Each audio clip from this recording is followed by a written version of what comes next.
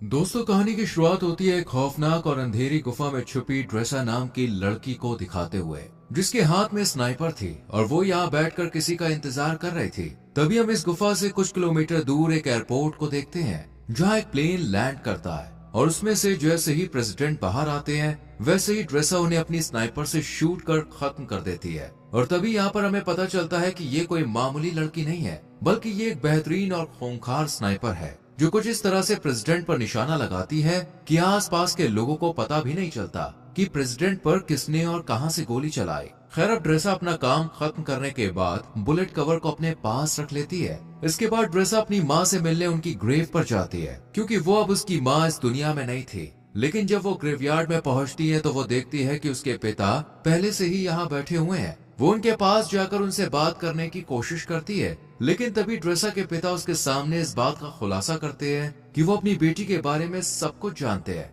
कि वो एक स्नाइपर है और अभी अभी उसने एक इंसान की जान ली है। इस पर ड्रेसा उन्हें जवाब देते हुए कहती है कि कभी कभी तो मुझे नींद भी नहीं आती है। और इतना कहकर वो अपनी जेब से बुलेट का कवर निकालती है और इसे अपने पिता के हाथ में सौंप देती है। वो इस कवर को भी बाकी के इकट्ठा हुए कवर के साथ रख देते हैं। और यहाँ पर हमें पता चलता है कि ड्रेसा ने पहले भी बहुत सारे लोगों को मौत के घाट उतारा है। अब ड्रेसा के पिता उसे अपने कैंसर के बारे में बताते हैं और कहते हैं कि मेरे पास बहुत कम समय बचा है और मैं केवल कुछ ही दिनों का मेहमान हूँ, लेकिन आने वाले दिनों में अगर मैं नहीं मरा तो इस वैलेंटाइन डे के दिन मैं खुद अपनी जान ले लूंगा। ये सुनते ही ड्रेसा के पैरों तले जमीन खिसक जाती है और वो अपने पिता को ऐसा करने से मना करती है। लेकिन वो अब भी ड्रेसा से यही कहते हैं कि यह हम दोनों की आखिरी मुलाकात है और शायद अब हम ना मिले।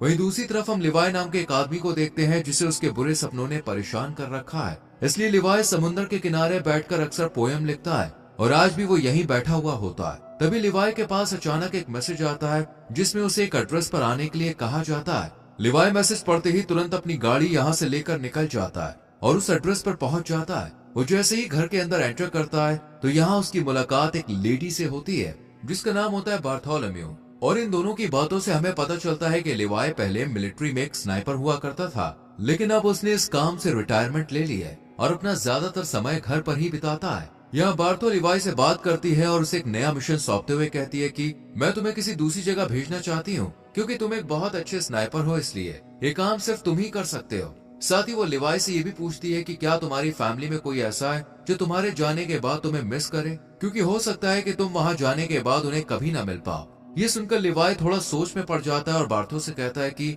मेरी फैमिली में ऐसा कोई नहीं है और मैं अकेला रहता हूँ। इसके बाद बार्थो से मिशन की सारी जानकारी बाद में देने का कहती है। इसके बाद लिवाई को बेहोश कर दिया जाता है और जब उसकी आंख खुलती है तो वो अपने आप को एक प्लेन में पाता है। लेकिन लिवाई को अब तक ये नहीं पता था कि उसे मिशन के लिए कौन से देश ले जाया जा रहा है। इसलिए वो प्लेन में मौजूद स्टाफ से जब ये बात पूछने की कोशिश करता है, तब सभी उसकी बात को इग्नोर कर देते हैं। पर एक पायलट आकर लिवाई को बताती है कि तुम्हारी डेस्टिनेशन आ चुकी है और अब वो उसे यही लैंड कराने वाले हैं। साथ ही वो लिवाई से ये भी कहती है कि तुम्हें अपनी मंजिल तक पहुंचने के लिए यहाँ से कम 32 किलोमीटर पैदल चलकर जाना होगा, तभी तुम उस जगह पर पहुंच पाओगे जहाँ से तुम्हें इस मिशन को अंजाम देना है। इतना कहने के बाद वो लिवाई को एक पैराशूट देती है, जिसे पहनकर वो प्लेन से नीचे बर्फ पर कूद जाता है और फिर धीरे धीरे आगे बढ़ने लगता है। लिवाई को पैदल चलते चलते अब 2 दिन बीत जाते हैं और 2 दिन बाद आखिरकार वो अपनी मंजिल तक पहुंची जाता है, जहाँ सबसे पहले उसकी मुलाकात जीडी नाम के एक आदमी से होती है, जो उसे एक वॉच टावर की तरफ ले जाता है और उसे बताता है कि अगले 1 साल तक तुम यहीं पर काम करोगे।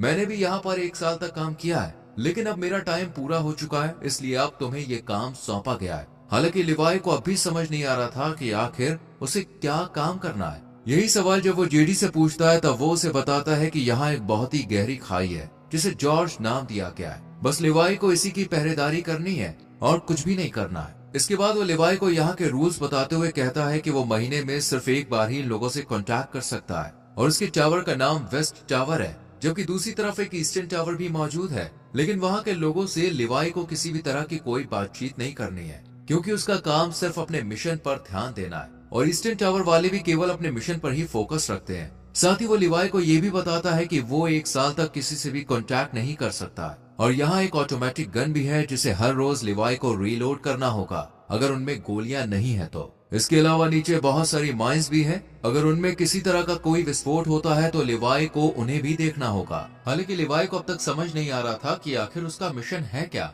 इसलिए वो जेडी से पूछता है कि क्या मेरा काम यहाँ पर आने वाले लोगों को जॉर्ज के करीब जाने से रोकना है। इस पर जेडी कहता है नहीं, जो चीज जॉर्ज के अंदर है उसे ऊपर आने से रोकना है। फिर वो एक छोटा सा बम उठाता है और उसे खाई यानी जॉर्ज के अंदर फेंक देता है। जैसे ही धमाका होता है, अचानक खाई से एक बहुत ही डरावनी और अजीब सी आवाज सुनाई देती है जो किसी मॉन्स्टर की तरह लग रही थी। और यहाँ पर हमें इस खाई की असलियत का पता चलता है कि इसके अंदर कोई छोटी मोटी या मामूली चीज नहीं है, बल्कि कुछ बेहद ही खौफनाक छुपा हुआ है। इसके बाद जेडी लिवाई से कहता है कि जो चीजें जॉर्ज के अंदर छुपी हुई हैं, उन्हें हेलोइन कहा जाता है और तुम्हें उन्हें ऊपर आने से किसी भी हाल में रोकना होगा। ऐसा कहा जाता है कि साल 1940 में सेना की 3 बटालियन इन्हीं हेलोइन को रोकने के लिए नीचे गई थी, लेकिन वो भी कभी वापस नहीं आई। साथ ही वो लिवाई को एक स्ट्रे डॉग अलार्म के बारे में बताता है। जिस दिन वो अलार्म बजना शुरू हो जाए, उस दिन तुम बिना कुछ सोचे समझे बस यहाँ से अपनी जान बचाकर भाग जाना। हालांकि मुझे भी नहीं पता कि ऐसा क्यों बोला गया है, लेकिन मुझे जो पता है बस वो मैं तुम्हें बता रहा हूँ। इतने में इन दोनों की नजर सामने वाले टावर पर पड़ती है,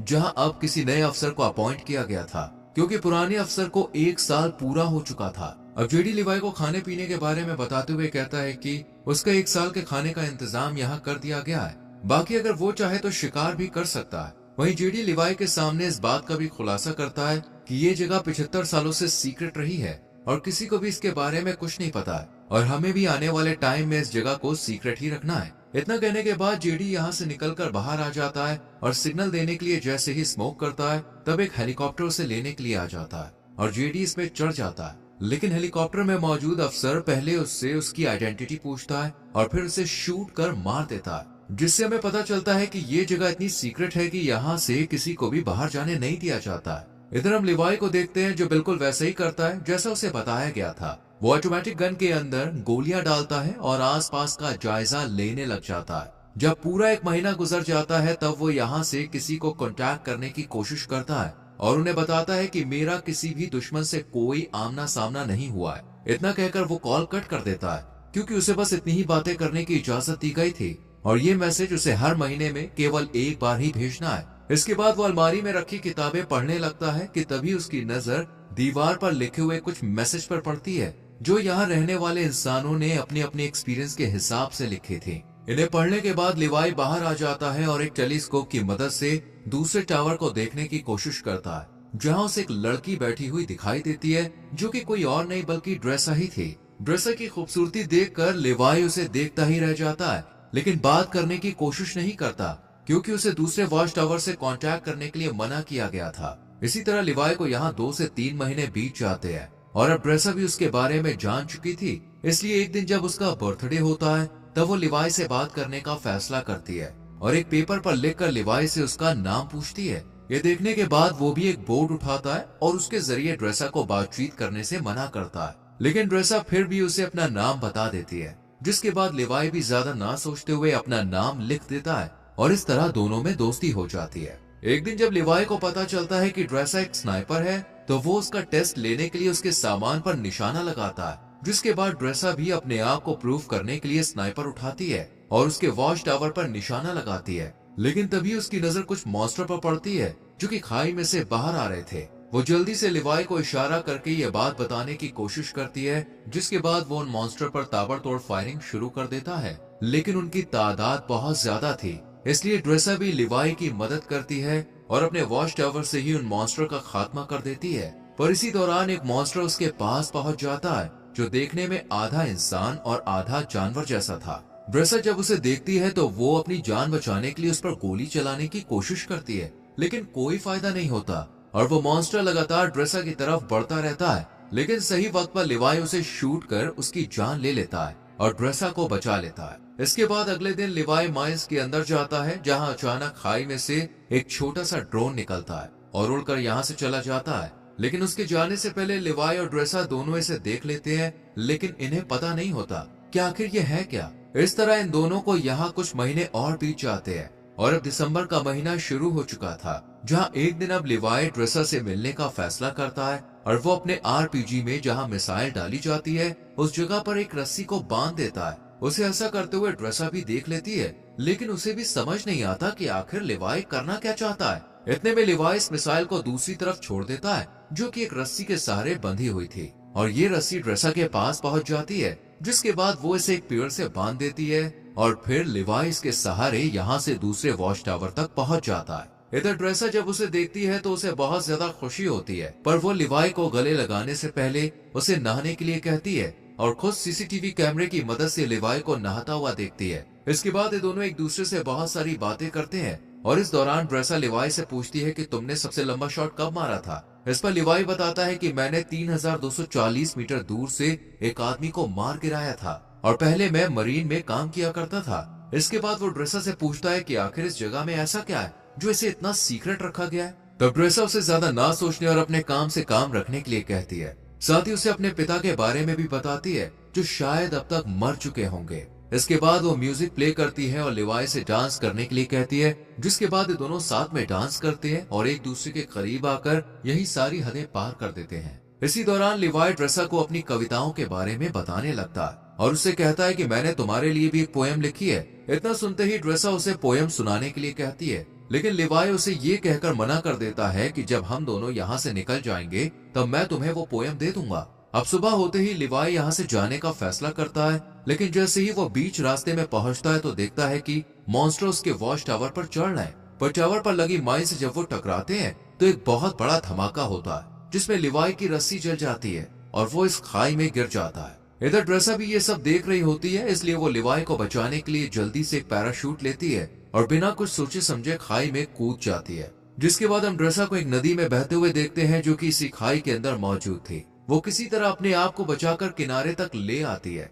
वहीं हम लिवाई को एक पेड़ से लटका हुआ देखते हैं जहां अचानक एक बड़ा सा केकड़ा आकर उस पर हमला कर देता है, जिस वजह से लिवाई पेड़ से नीचे गिर जाता है और यहाँ उसे पेड़ की जड़ें पूरी तरह से जकड़ लेती है। इससे पहले कि वो लिवाई को नुकसान पहुंचा पाती, यहाँ ड्रेसा आकर उसे बचा लेती है और ये दोनों इस जगह को देखने लगते हैं कि तभी यहाँ कुछ हॉलोमैन घोड़े पर सवार होकर आते हैं और इन पर हमला कर देते हैं। लेकिन लिवाई और ड्रेसा इनसे डरने के बजाय इनका डट कर मुकाबला करते हैं और दो हॉलोमैन को मार गिराते हैं, लेकिन एक वहाँ से भाग जाता है। इधर लिवाई ने जिस हॉलोमैन को मारा था वो अब उसे चेक करने के लिए उसके पास आता है तो देखता है कि इसने वर्दी पहनी हुई है। वर्दी को देखते ही लिवाई को जेडी की बताई हुई बात याद आ जाती है कि आज से सालों पहले 3 बटालियन सेना इस खाई के अंदर गिर गई थी जो कभी वापस नहीं आई, लेकिन ये अब तक जिंदा कैसे है, यही सवाल लिवाई को सोचने पर मजबूर कर देता है। खैर अब ये दोनों आगे बढ़ते हैं और एक ऐसी जगह पर पहुंच जाते हैं जहां इंसानों के अंदर से पेड़ बाहर निकल रहे थे। इन्हें देखकर ऐसा लगता है जैसे यहाँ किसी वायरस ने अपना आतंक फैलाया हो। अभी लिवाई और ड्रेसा इस खौफनाक मंजर को देख ही रहे थे कि इतने में ही कुछ हॉलोमैन इनकी तरफ आने लगते हैं, जिनसे बचने के लिए ये दोनों एक चर्च में पहुंच जाते हैं। लेकिन चर्च का नजारा बेहद ही डरावना था क्योंकि यहाँ कई लोगों की डेड बॉडी पड़ी हुई थी जिन्होंने वायरस के कहर से बचने के लिए खुद ही अपनी जान ले ली थी। तभी ड्रेसा के ऊपर एक मकड़ी अटैक कर देती है जो कि देखने में काफी बड़ी थी, मानो उसके ऊपर भी जैसे वायरस का असर हो गया था। और वो जैसे ही इन पर हमला करती है ये दोनों मिलकर इसे शूट कर यहीं खत्म कर देते हैं। लेकिन तभी दरवाजा तोड़कर कुछ हॉलोमैन यहाँ आ जाते हैं, जिन्हें देखते ही लिवाई और ड्रेसा जल्दी से चर्च में भाग निकलते हैं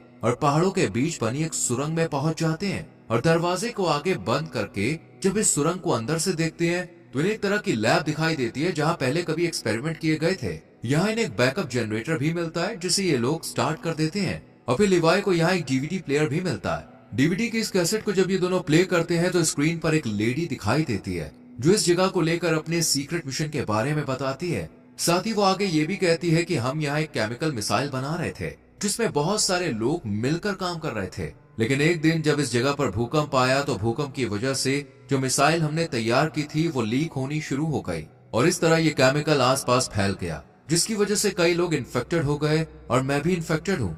हालांकि उन्होंने ये बात मिलिट्री को भी बताई थी और कहा था कि इस जगह के ऊपर बमबारी करके इसे डिस्ट्रॉय कर दिया जाए ताकि ये केमिकल बाहर कहीं ना फैल सके, लेकिन मिलिट्री ने इनकी बात पर गौर नहीं किया। इस लेडी की बातें सुनने के बाद अब लिवाई और ड्रेसा को सब कुछ समझ में आ जाता है, इसलिए ये सुरंग को और करीब से जानने की कोशिश करते हैं और तब इन्हें यहाँ एक नए जमाने का कंप्यूटर मिलता है जो कि काफी अजीब बात थी। इसलिए ये इस कंप्यूटर को ऑन करने का फैसला करते हैं और इसमें मौजूद इन्फॉर्मेशन को देखकर एकदम हैरान रह जाते हैं क्योंकि इसमें एक डार्क लैब नाम की कंपनी के बारे में पता चलता है जो कि पैरामिलिट्री बनाने का काम करती है। वो यहाँ से इन्फेक्टेड लोगों के सैंपल ले जाती है और उनसे अपने सोल्जर को सुपर सोल्जर बनाने का काम करती है। इसलिए कोई भी देश इस जगह को पूरी तरह से मिटाना नहीं चाहता है। साथ ही लिवाई को ये भी पता चलता है कि ये जो खाई है ये 4.2 किलोमीटर लंबी है। इसके बाद ये दोनों जैसे ही यहाँ से बाहर निकलते हैं अचानक एक हॉलो मैन इनके ऊपर हमला कर देता है और ड्रेसा को रस्सी से बांधकर खींचते हुए अपने साथ ले जाता है। हालांकि वो रस्सी को काटने की कोशिश करती है लेकिन कोई फायदा नहीं होता।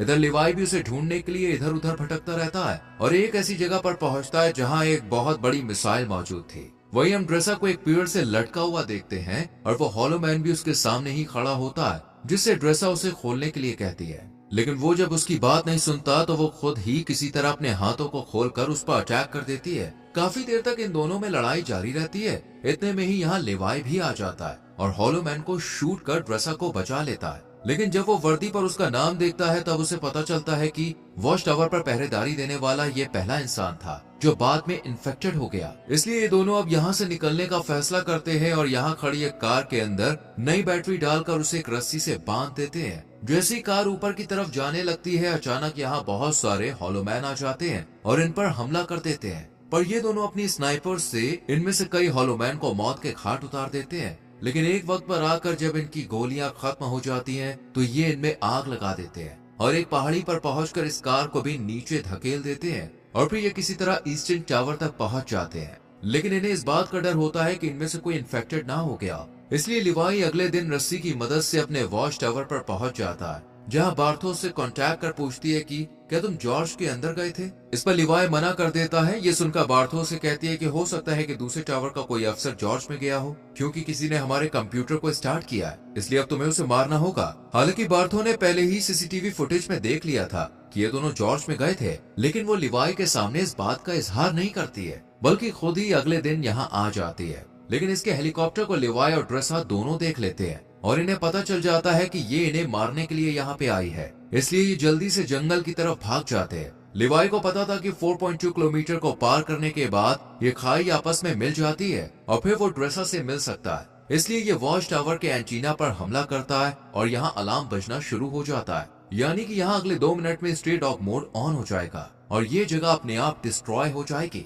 अब बार्थो भी ये बात अच्छी तरह से जानती थी, इसलिए वो हेलीकॉप्टर लेकर यहाँ से भागने लगती है। इधर ड्रेसा और लिवाई भी भागने लगते हैं, जिसके बाद 2 मिनट पूरे होते ही जॉर्ज के अंदर जो मिसाइल रखी हुई थी वो ब्लास्ट हो जाती है और इस ब्लास्ट की वजह से सभी हॉलो मैन मारे जाते हैं। वही बार्थो का हेलीकॉप्टर भी इस धमाके की चपेट में आ जाता है, जिस वजह से वो भी मारी जाती है। इधर लिवाई भी पानी में गिर जाता है, लेकिन ड्रेसा इन सब में बच जाती है और एक जगह बैठकर उसका इंतजार करने लगती है। काफी दिन बीत जाते हैं लेकिन लिवाई का कोई अता पता नहीं चलता, इसलिए वो उसकी लिखी हुई पोयम खोलकर पढ़ती है और फिर अपनी नई जिंदगी की शुरुआत करती है और एक रेस्टोरेंट में काम करने लगती है। लेकिन तभी अचानक एक दिन वहाँ लिवाई आ जाता है, जिसे देखकर ड्रेसा बहुत खुश होती है और फिर ये दोनों एक दूसरे को किस करते हैं और इसी के साथ ये कहानी यहीं खत्म हो जाती है। कहानी की शुरुआत होती है बीहल रेगिस्तान, दूर दूर तक किसी का नामो निशान नहीं है।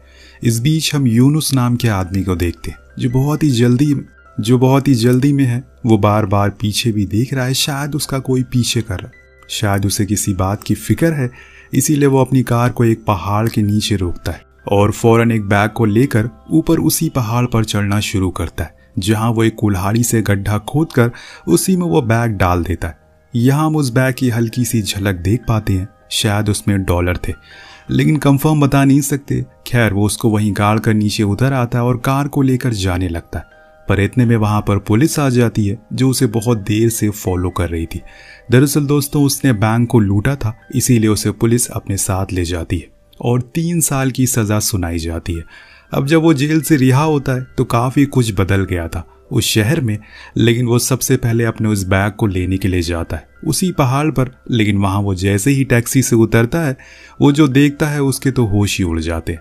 दरअसल जहां उसने वो बैग वो पैसे गाड़े थे, सेम उसी जगह पर अब किसी की दरगाह बन गई है, मज़ार बन गई है, जिन्हें कई लोग मानते भी हैं, जो कि उसे वहां बैठे हुए दिखाई भी देते हैं। यूनुस सोचता है कि क्या किसी को वो बैग मिल गया होगा या फिर अभी तक इस बारे में किसी को पता नहीं है। इसी उम्मीद में वो ऊपर जाता है तो देखता है कि वहां पर काफी लोग हैं, अलग अलग धर्म के, जिनकी आस्था है। उनका मानना है कि यहाँ पर आने से उनकी बीमारियां ठीक हो जाती है। जब यूनुस देखता है तो नीचे एक बस्ती भी बसी हुई है जो कि पहले नहीं थी। वो नीचे जाकर किसी होटल में ठहरने का सोचता है कुछ दिन के लिए। इसी बीच उसे एक हॉस्टल मिल भी जाता है, लेकिन उसके पास अभी इतने पैसे नहीं है कि वो पूरी पेमेंट कर सके।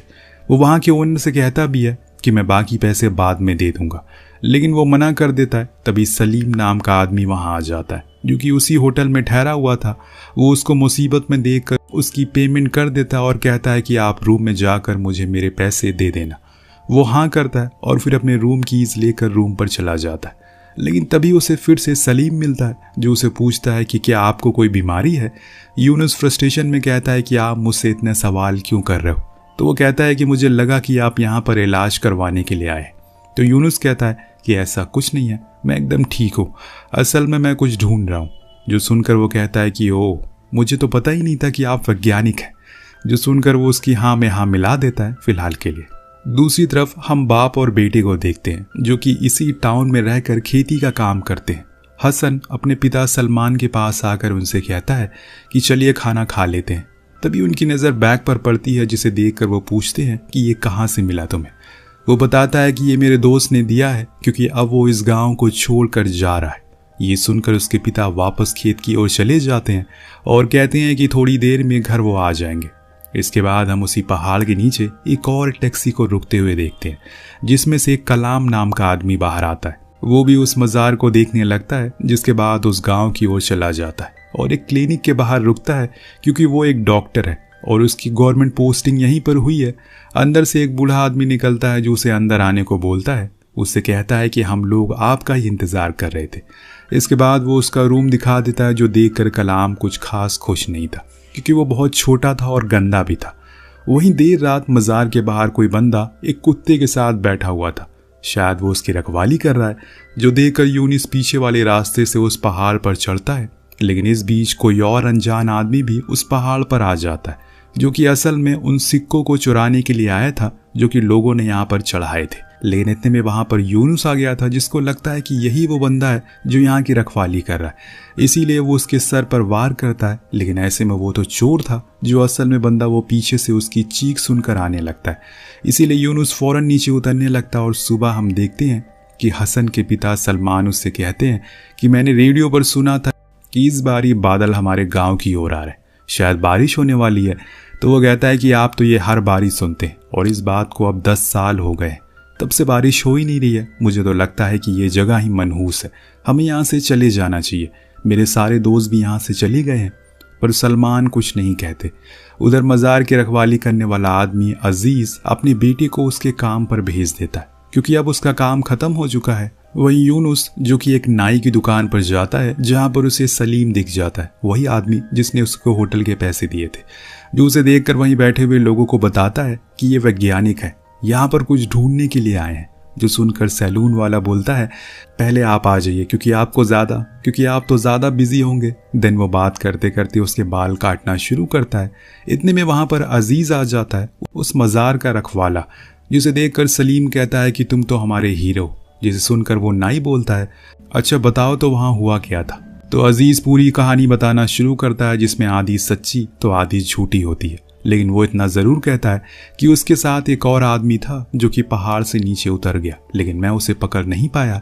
जो आदमी पैसे चुरा रहा है उसको मैंने बहुत मारा। जो सुनकर सभी उसकी तारीफ करते हैं। इस बीच यूनुस बाहर आकर किसी को कॉल करके कहता है कि तुम यहाँ पर आ जाओ, मुझे तुम्हारी ज़रूरत है। वहाँ कलाम आज तैयार होकर क्लिनिक पर बैठ जाता है, क्योंकि आज उसका पहला दिन है।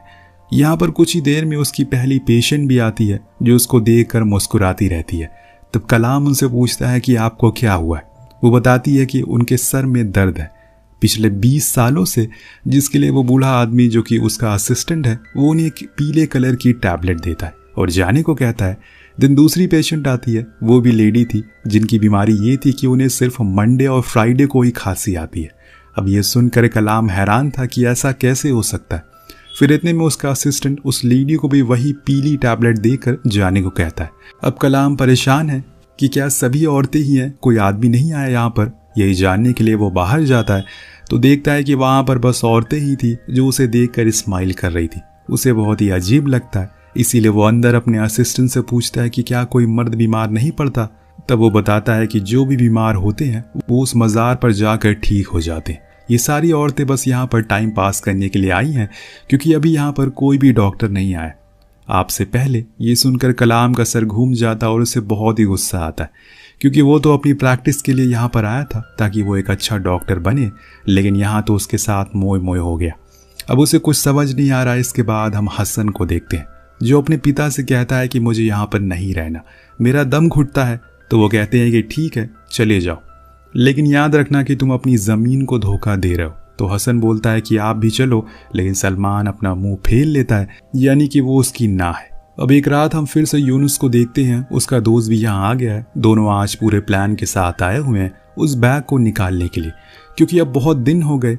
लेकिन यूनुस देखता है कि उसका दोस्त पहले ही चढ़ाई कर रहा है उस पहाड़ पर, इसीलिए वो उसे कॉल करके कहता है कि अभी मत चलो। पर वो बताता है कि मैं तो अभी भी वहीं बैठा हूँ जहाँ तुमने बोला था, यानी कि दोस्तों वो कोई और इंसान है। और इसी बीच अजीज टॉयलेट के लिए चला जाता है, तो यूनुस जाकर उसकी रोटी को बदल देता है और खुद की बेहोशी वाली रोटी वहां रख देता है और नीचे आ जाता है। इतने में वो दूसरा आदमी भी ऊपर चढ़ जाता है और उस मज़ार के बोट को चुरा लेता है। जब अजीज वापस लौटता है तो देखता है कि वहां पर बोट की चोरी हो गई है, इसीलिए वो तुरंत पुलिस को कॉल कर देता है, जो कि यूनुस देख लेता है और अपने दोस्त को यह प्लान कैंसिल करने को कहता है, क्योंकि उसने पुलिस को कॉल कर दिया है। अब इसके बाद अजीज उस रोटी को खाना शुरू करता है और खुद के कुत्ते को भी खिलाता है, जिसके कुछ देर बाद दोनों ही बेहोश हो जाते हैं। उधर हम कलाम को देखते हैं, जो कि टीवी पर एक ही चैनल को देखते देखते बोर हो गया है, इसीलिए वो अपने असिस्टेंट के पास जाता है जिसने काले कपड़े पहन रखे, जो देखकर वो पूछता है कि तुम ये काले कपड़े क्यों पहन रखे।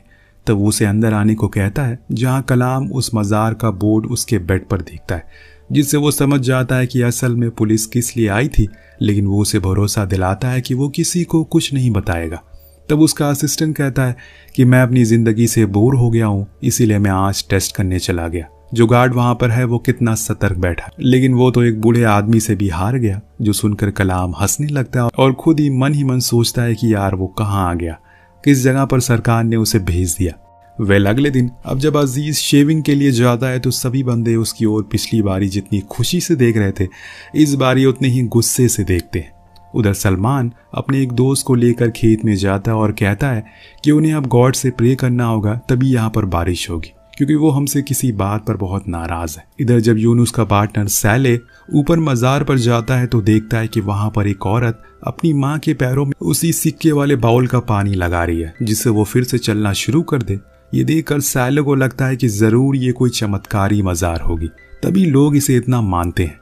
अब वापस आकर यूनुस सैले से कहता है कि हमें कुछ करना होगा वरना बहुत देर हो जाएगी। तब सैले पूछता है कि क्या ये सच है कि तुमने वहीं पर वो पैसे गाड़े थे, क्योंकि लोगों का मानना है कि वहां पर किसी सेंट की कब्र है और उन्होंने चमत्कार होते हुए भी देखा है। तो वो कहता है कि ऐसा कुछ नहीं है, वहां कोई चमत्कार नहीं होता, ये सब लोगों की खुद की बनाई हुई कहानियां हैं, वहां बस मेरा पैसा है, हमें बस उस अजीज और उसके कुत्ते का कुछ करना होगा। तब सैले कहता है कि क्यों ना हम उन दोनों को मार दे।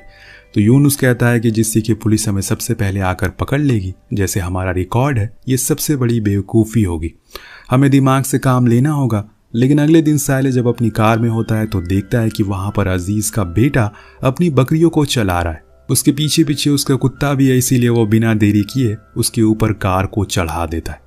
अब पूरा गांव ये खबर सुनकर दुखी हो जाता है और अजीज के पास उस कुत्ते को लेकर आता है, जो देखकर वो बहुत ज़्यादा गुस्से में आ जाता है और अपने बेटे को एक ज़ोरदार थप्पड़ मारता है। लेकिन सब लोग कहते हैं कि इसमें इसकी कोई गलती नहीं है, एक कार इसके ऊपर चढ़ गई। इतने में एक आदमी कहता है कि हमें इसको क्लिनिक लेकर जाना चाहिए, इसलिए सब कलाम के पास पहुंचते हैं, जो उसका इलाज करना शुरू करता है। जब यूनुस को पता चलता है तो सैले को वो बहुत सुनाता है और कहता है कि तुमने ये बहुत गलत किया, अब पूरा गांव अलर्ट हो जाएगा, क्योंकि पहले ही 2 बार मज़ार में चोरी हो चुकी है। तो वो सैले कहता है कि मैं उस कार को छुपा दिया है, किसी ने भी मुझे ऐसा करते हुए नहीं देखा, इसीलिए तुम टेंशन मत लो। दूसरी ओर क्लिनिक में कलाम अजीज को बुलाकर बताता है कि मैंने इसकी जान बचा ली है, लेकिन इसके सिर्फ 2 ही दांत बचे हुए हैं, इसीलिए अब इसको कोई भी कड़ी चीज़ मत खिलाना, इसको थोड़ा आराम करने देना। अजीज हाँ कहता और फिर उसको लेकर वहां से घर आ जाता। सीन कट होता और हम हसन को देखते, जो अपने पिता के साथ खेत में बैठा था। तभी उसके सामने से सलमान का एक पुराना दोस्त इस गांव को छोड़कर जा रहा है। हसन उनसे मिलने जाता है, लेकिन सलमान अपनी नजरें फेर लेता है, क्योंकि उसे ये नहीं पसंद कि कोई भी इस गांव को छोड़कर जाए। उनके जाने के बाद वो अपने बेटे से कहता है, पहले यहाँ पर बारिश होती थी, लेकिन जब से उस सेंट की कब्र मिली है, मानो पूरे गांव में मनहूसियत फैल गई है। जो सुनकर हसन कहता है कि आप अपनी गलती किसी और पर थोप नहीं सकते। उधर रात में फिर से यूनुस और सैले दोनों ही मज़ार पर जाने की तैयारी में लग जाते हैं। इतने में वो देखते हैं कि जो उस दिन मज़ार पर एक लेडी अपने पैरों को पानी से धुल रही थी, वो आज खुद ही व्हील चेयर पकड़ कर चल रही है, जो देखकर साले सबसे ज़्यादा हैरान था। लेकिन उन्हें देर हो रही थी, इसीलिए वो निकल पड़ते हैं और देखते हैं कि आज अजीज़ अकेले है। लेकिन आज साले कहता है कि उसे कुछ ठीक नहीं लग रहा है, उन्हें कल आना चाहिए। लेकिन यूनुस ऊपर जाने की जिद करता है, पर वो फिर उसे रोकता है और कहता है कि आज कुछ ठीक सा नहीं लग रहा है, हम कल आते हैं। वो मान जाता है और घर लौट जाता है। अब अगले दिन सलमान हथौड़ा लेकर उस मज़ार को तोड़ने पहुंच जाता है, पर कुछ लोग उसे ऐसा करने से रोकते हैं। आपको पता ही है सलमान किस कदर गुस्सा है। खैर, रात होने पर हसन अपने पिता के पास खाना लेकर जाता है और कहता है कि आपने सुबह से कुछ नहीं खाया, पर वो उसके सवाल का कोई जवाब नहीं देते। हसन को लगता है कि शायद वो उससे नाराज़ है, इसीलिए वो खाना वहीं रखकर बाहर आ जाता है। लेकिन जब अगले दिन जाता है तो देखता है कि वो खाना अभी भी वैसे ही रखा हुआ है, जिससे कि उसे उनकी फिक्र होने लगती है। वो उन्हें बार बार पुकारता है, लेकिन सलमान की कोई आवाज़ नहीं आ रही थी। हसन को लगता है कि शायद ये अपने दोस्त को याद कर रहे होंगे, इसीलिए वो उसी दिन उनके गांव जाकर उन्हें सब बताता है और फिर उनके साथ अपने घर की ओर आने लगता है। पर उनका दोस्त भी सलमान की हालत को देखकर समझ नहीं पाता असल में उन्हें क्या हुआ है। आगे हम देखते हैं कि अजीज उसी नाई के पास जाकर कहता है कि उसे उसकी मदद चाहिए। असल में उसने अपने कुत्ते के दांत लगवाने हैं, तो वो कहता है कि मैं बस सोने के दांत ही लगाता हूँ। तो अजीज कहता है कि ठीक है, मैं पैसे का इंतजाम कर दूंगा, बाकी तुम उन दांतों को बना दो, फिर हम डॉक्टर से उसे लगवा देंगे। वो मान जाता और उसी रात वो अपने डॉग के कुछ टूटे हुए दांत और पैसे लेकर उस नाई के घर पहुंचता है। लेकिन उसमें कुछ पैसे कम थे, इसीलिए वो कहता है कि वो उन्हें कुछ ही दिन में अपनी ज़मीन बेचकर लौटा देगा। दिन कुछ दिन बाद वो नाई उन सोने के दांतों को बना देता है, जिसे लेकर वो डॉक्टर के पास जाता है। अब डॉक्टर कलाम उसे लगा देते हैं और ये चीज़ जब गांव वाले देखते हैं तो वो कलाम की बहुत तारीफ करते हैं, उस डॉग की भी। ऐसे ही एक दिन अजीज़ अपने कुत्ते को घर के बाहर बांध कर सोने के लिए चला जाता है, पर उसे लगता है कि अगर किसी ने उन सोने के दांतों को चक्कर उसके कुत्ते को फिर से कुछ कर दिया तो क्या होगा, इसीलिए वो उसे अंदर भेजकर खुद ही रखवाली करने लगता है। यही समय का पहिया है दोस्तों, कल कुत्ता उसकी रखवाली कर रहा था और आज वो कुत्ते की कर रहा है। वहीं दूसरी ओर हसन फिर से अपने पिता के कमरे में जाता है, पर वो देखता है कि उनकी मौत हो गई भूखे रहने की वजह से। इसके बाद वो उन्हें वहीं अपने खेत में दफन कर देता है। एक दिन यूनुस और बहुत उदास हो जाता है। एक दिन यूनुस देखता है कि मज़ार पर कोई भी पहरेदारी के लिए नहीं है, यही सही मौका है, इसीलिए वो ऊपर जाता है। लेकिन तभी बिजलियां कड़कना शुरू हो जाती है, जिससे उसे डर लगने लग गया था, इसीलिए वो वापस नीचे आ जाता है और कहता है कि हम कल आएंगे। और इसी तरह से एक एक दिन निकलता जा रहा था। अब अगले दिन सुबह हसन अपना घर बंद करके गांव छोड़कर जाने की तैयारी में था। अपने पिता को वो आखिरी सलाम करता है, लेकिन तभी आसमान से पानी गिरना शुरू हो जाता है, जिसे देखकर वो रोने लगता है, क्योंकि यही तो उसके पिता हमेशा से चाहते थे। इसी के लिए उन्होंने कितनी दुआएं करी। आखिरकार बारिश हो ही गई। वो अपने घर वापस लौट आता और शायद ऊपर वाला भी उसे रोकना चाह रहा हो। उस दिन हसन ऊपर जाकर उस मज़ार पर बैठ जाता है और सबके जाने के बाद वो वहाँ एक गड्ढा खोदता है और एक बम उसमें लगा देता है, जिसकी वायर वो पीछे से जाकर जला देता है। इस बीच वहाँ पर यूनुस भी आ गया था और जैसे ही वो उस गेट को खोलता है वो वायर जलना शुरू हो जाता है, जिसके कुछ देर में वहाँ एक जोरदार धमाका होता है और सब कुछ खत्म हो जाता है। हसन जब वापस आकर देखता है तो पूरी मज़ार ढह चुकी थी, पर उसे ज़मीन में कुछ गड़ा हुआ मिलता है। जब वो उसे बाहर निकालता है तो वो वही बैग था जिसमें यूनुस के पैसे थे, लेकिन यूनुस तो वहीं बेहोश पड़ा हुआ था। इतने में पुलिस का सायरन की आवाज़ आना शुरू हो जाती है और हसन वो बैग लेकर भाग जाता है, जिसके कुछ ही देर बाद यूनुस को भी होश आता है और वो भी पुलिस की आवाज़ सुनकर नीचे आने लगता है। पर वो देखता है कि सैले कार लेकर भाग गया है। घर जाने पर जब हसन उस बैग को खोलता है तो उसमें कई करोड़ रुपए थे, जिसे देखकर उसके होश उड़ जाते हैं और वो उसी सोच में डूब जाता है कि वो इन पैसों का क्या करेगा। जब ये सीन कट होता है तो हम देखते हैं कि हसन ने सेम वैसे ही मज़ार अपने पिता की कब्र पर बनवाई थी, क्योंकि उसका मानना था कि उस सेंट ने कुछ नहीं किया, बल्कि उसके पिता की ये दुआओं का असर है, जिसकी वजह से इस गांव में फिर से बारिश होने लगी। इस बीच हम देखते हैं कि सभी लोग फिर से वापस आने लगे हैं, जो जो उस गांव को छोड़कर गए थे। अब आप सोच रहे होंगे कि आखिर इस कहानी में था क्या, ये कहानी हमें क्या बताने की कोशिश कर रही थी। ये कहानी हमें यही बताने की कोशिश कर रही है कि ज़्यादा अंधविश्वास आपको अंधा बना सकता है और ज़्यादा लालच आपको जानवर। इसीलिए अंधविश्वास लोगों से बचिए।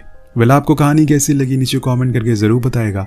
मिलते हैं अगली वीडियो में। Thank you so much watching, peace. कहानी की शुरुआत होती है, बीहड़ रेगिस्तान, दूर दूर तक किसी का नामो निशान नहीं है। इस बीच हम यूनुस नाम के आदमी को देखते हैं जो बहुत ही जल्दी में है। वो बार बार पीछे भी देख रहा है, शायद उसका कोई पीछे कर रहा है, शायद उसे किसी बात की फिक्र है। इसीलिए वो अपनी कार को एक पहाड़ के नीचे रोकता है और फौरन एक बैग को लेकर ऊपर उसी पहाड़ पर चढ़ना शुरू करता है, जहां वो एक कुल्हाड़ी से गड्ढा खोदकर उसी में वो बैग डाल देता है। यहाँ हम उस बैग की हल्की सी झलक देख पाते हैं, शायद उसमें डॉलर थे, लेकिन कंफर्म बता नहीं सकते। खैर वो उसको वहीं गाड़ कर नीचे उतर आता है और कार को लेकर जाने लगता है। पर इतने में वहां पर पुलिस आ जाती है जो उसे बहुत देर से फॉलो कर रही थी। दरअसल दोस्तों उसने बैंक को लूटा था, इसीलिए उसे पुलिस अपने साथ ले जाती है और 3 साल की सजा सुनाई जाती है। अब जब वो जेल से रिहा होता है तो काफी कुछ बदल गया था उस शहर में, लेकिन वो सबसे पहले अपने उस बैग को लेने के लिए जाता है उसी पहाड़ पर। लेकिन वहां वो जैसे ही टैक्सी से उतरता है, वो जो देखता है उसके तो होश ही उड़ जाते हैं। दरअसल जहां उसने वो बैग वो पैसे गाड़े थे, सेम उसी जगह पर अब किसी की दरगाह बन गई है, मज़ार बन गई है, जिन्हें कई लोग मानते भी हैं, जो कि उसे वहां बैठे हुए दिखाई भी देते हैं।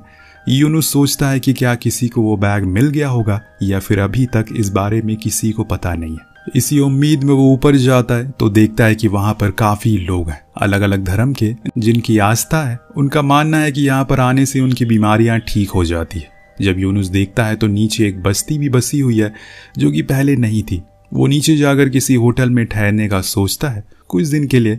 इसी बीच उसे एक हॉस्टल मिल भी जाता है, लेकिन उसके पास अभी इतने पैसे नहीं है कि वो पूरी पेमेंट कर सके।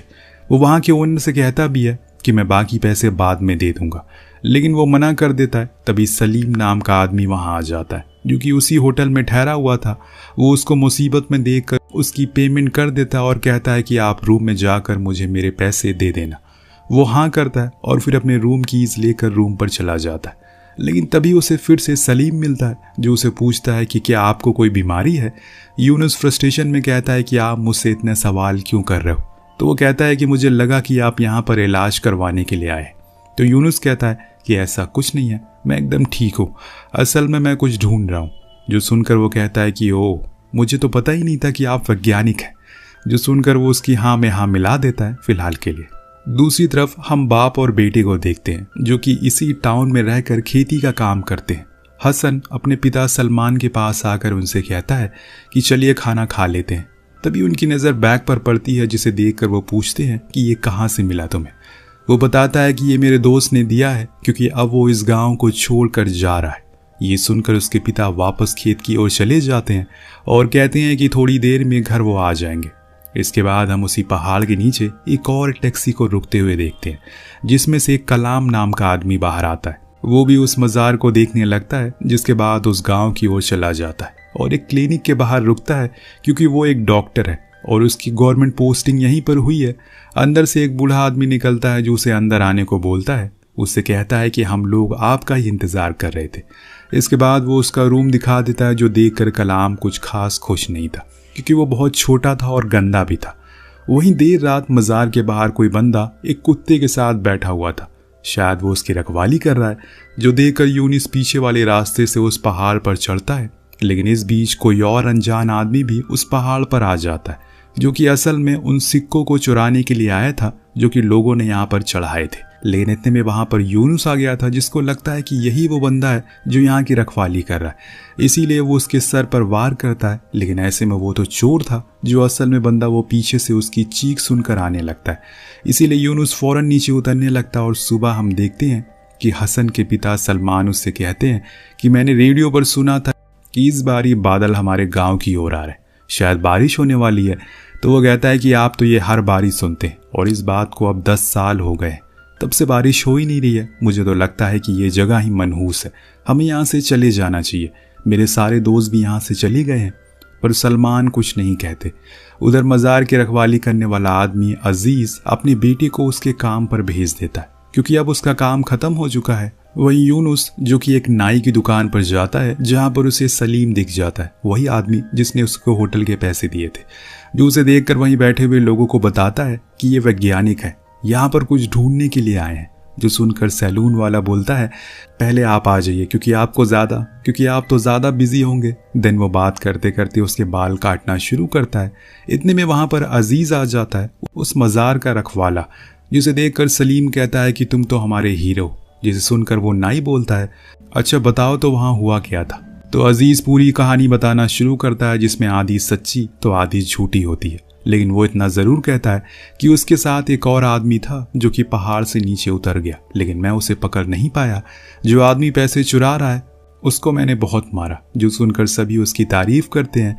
इस बीच यूनुस बाहर आकर किसी को कॉल करके कहता है कि तुम यहाँ पर आ जाओ, मुझे तुम्हारी ज़रूरत है। वहाँ कलाम आज तैयार होकर क्लिनिक पर बैठ जाता है क्योंकि आज उसका पहला दिन है। यहाँ पर कुछ ही देर में उसकी पहली पेशेंट भी आती है जो उसको देखकर मुस्कुराती रहती है।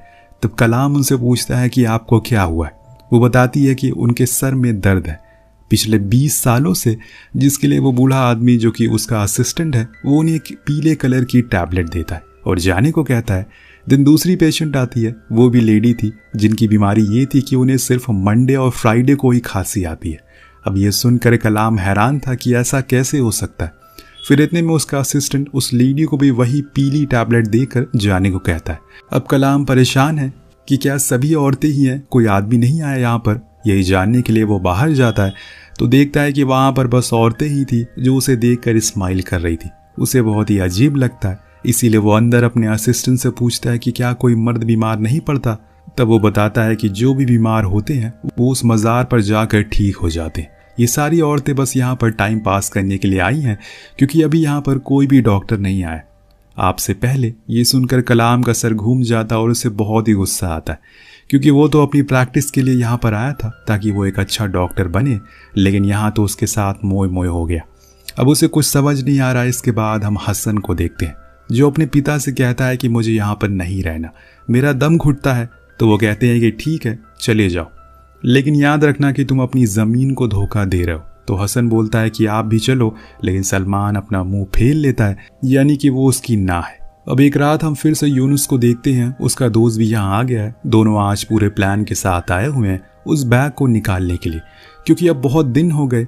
लेकिन यूनुस देखता है कि उसका दोस्त पहले ही चढ़ाई कर रहा है उस पहाड़ पर, इसीलिए वो उसे कॉल करके कहता है कि अभी मत चलो। पर वो बताता है कि मैं तो अभी भी वहीं बैठा हूँ जहाँ तुमने बोला था, यानी कि दोस्तों वो कोई और इंसान है। और इसी बीच अजीज टॉयलेट के लिए चला जाता है तो यूनुस जाकर उसकी रोटी को बदल देता है और खुद की बेहोशी वाली रोटी वहां रख देता है और नीचे आ जाता है। इतने में वो दूसरा आदमी भी ऊपर चढ़ जाता है और उस मज़ार के बोट को चुरा लेता है। जब अजीज वापस लौटता है तो देखता है कि वहां पर बोट की चोरी हो गई है, इसीलिए वो तुरंत पुलिस को कॉल कर देता है, जो कि यूनुस देख लेता है और अपने दोस्त को यह प्लान कैंसिल करने को कहता है क्योंकि उसने पुलिस को कॉल कर दिया है। अब इसके बाद अजीज उस रोटी को खाना शुरू करता है और खुद के कुत्ते को भी खिलाता है, जिसके कुछ देर बाद दोनों ही बेहोश हो जाते हैं। उधर हम कलाम को देखते हैं जो कि टीवी पर एक ही चैनल को देखते देखते बोर हो गया है, इसीलिए वो अपने असिस्टेंट के पास जाता है जिसने काले कपड़े पहन रखे। जो देखकर वो पूछता है कि तुम ये काले कपड़े क्यों पहन रखे। तब वो उसे अंदर आने को कहता है जहाँ कलाम उस मज़ार का बोर्ड उसके बेड पर देखता है, जिससे वो समझ जाता है कि असल में पुलिस किस लिए आई थी। लेकिन वो उसे भरोसा दिलाता है कि वो किसी को कुछ नहीं बताएगा। तब उसका असिस्टेंट कहता है कि मैं अपनी ज़िंदगी से बोर हो गया हूँ, इसीलिए मैं आज टेस्ट करने चला गया। जो गार्ड वहाँ पर है वो कितना सतर्क बैठा, लेकिन वो तो एक बूढ़े आदमी से भी हार गया। जो सुनकर कलाम हंसने लगता है और खुद ही मन सोचता है कि यार वो कहाँ आ गया, किस जगह पर सरकार ने उसे भेज दिया। वेल अगले दिन अब जब अजीज शेविंग के लिए जाता है तो सभी बंदे उसकी ओर पिछली बारी जितनी खुशी से देख रहे थे इस बारी उतने ही गुस्से से देखते हैं।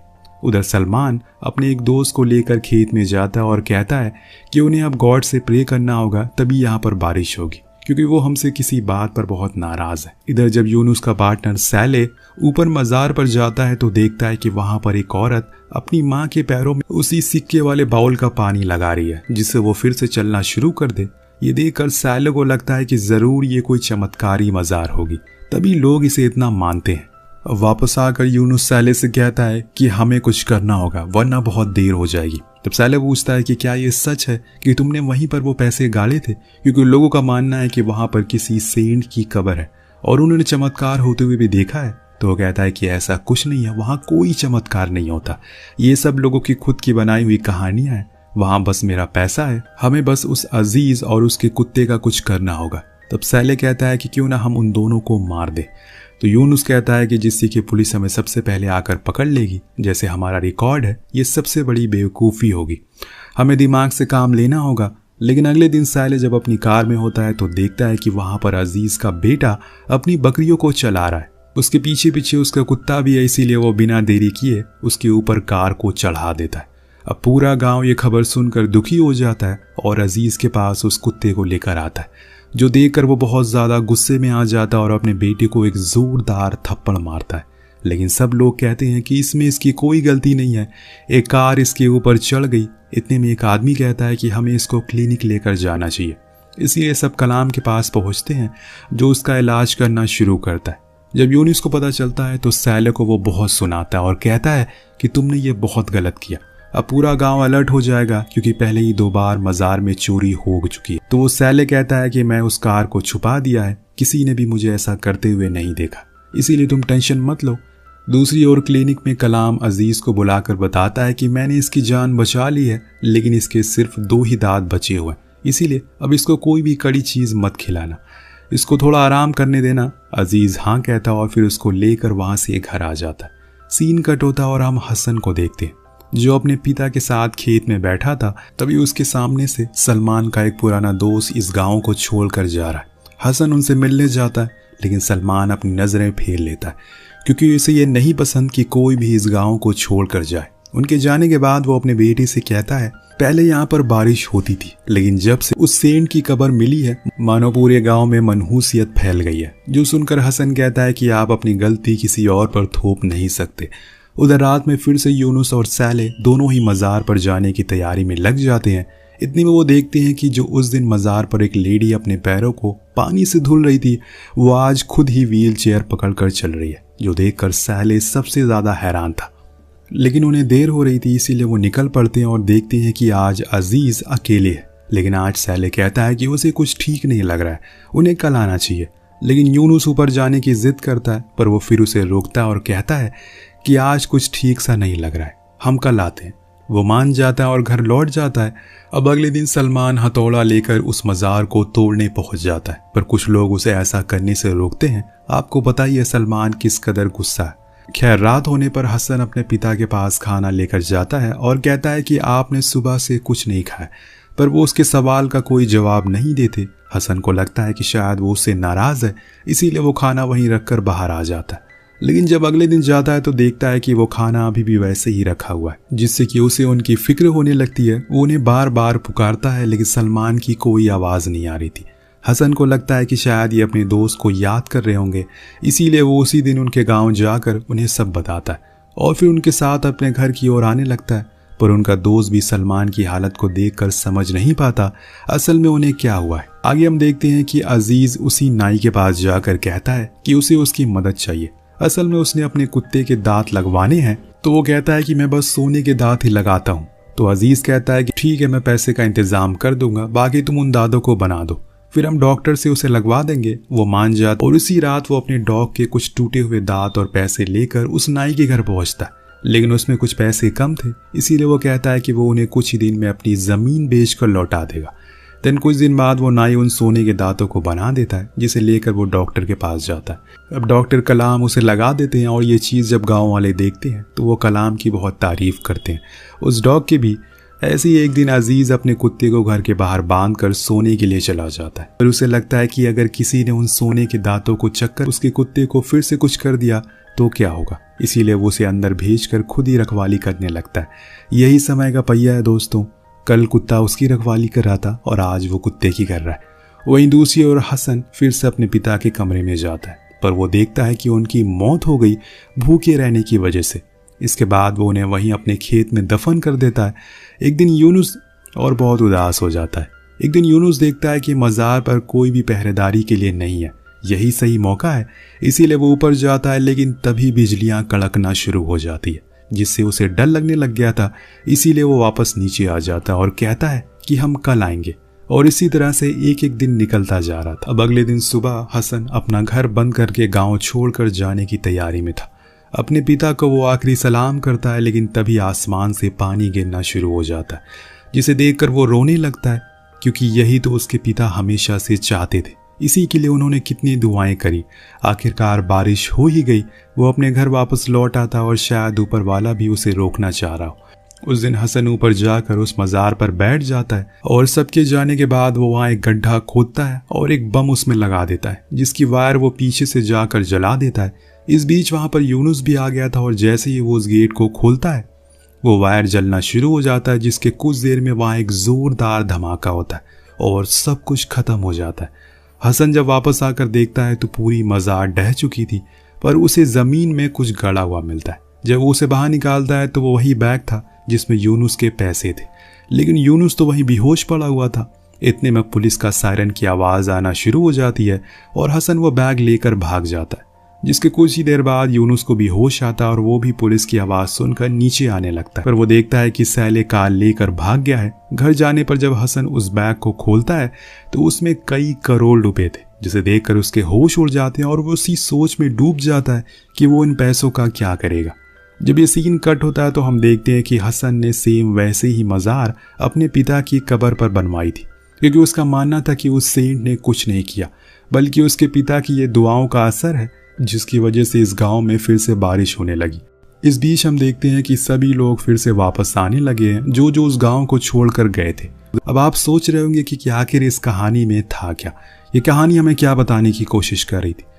ये कहानी हमें यही बताने की कोशिश कर रही है कि ज़्यादा अंधविश्वास आपको अंधा बना सकता है और ज़्यादा लालच आपको जानवर। इसीलिए अंधविश्वास लोगों से बचिए। आपको कहानी कैसी लगी नीचे कमेंट करके ज़रूर बताएगा। मिलते हैं अगली वीडियो में। Thank you so much watching. Peace out.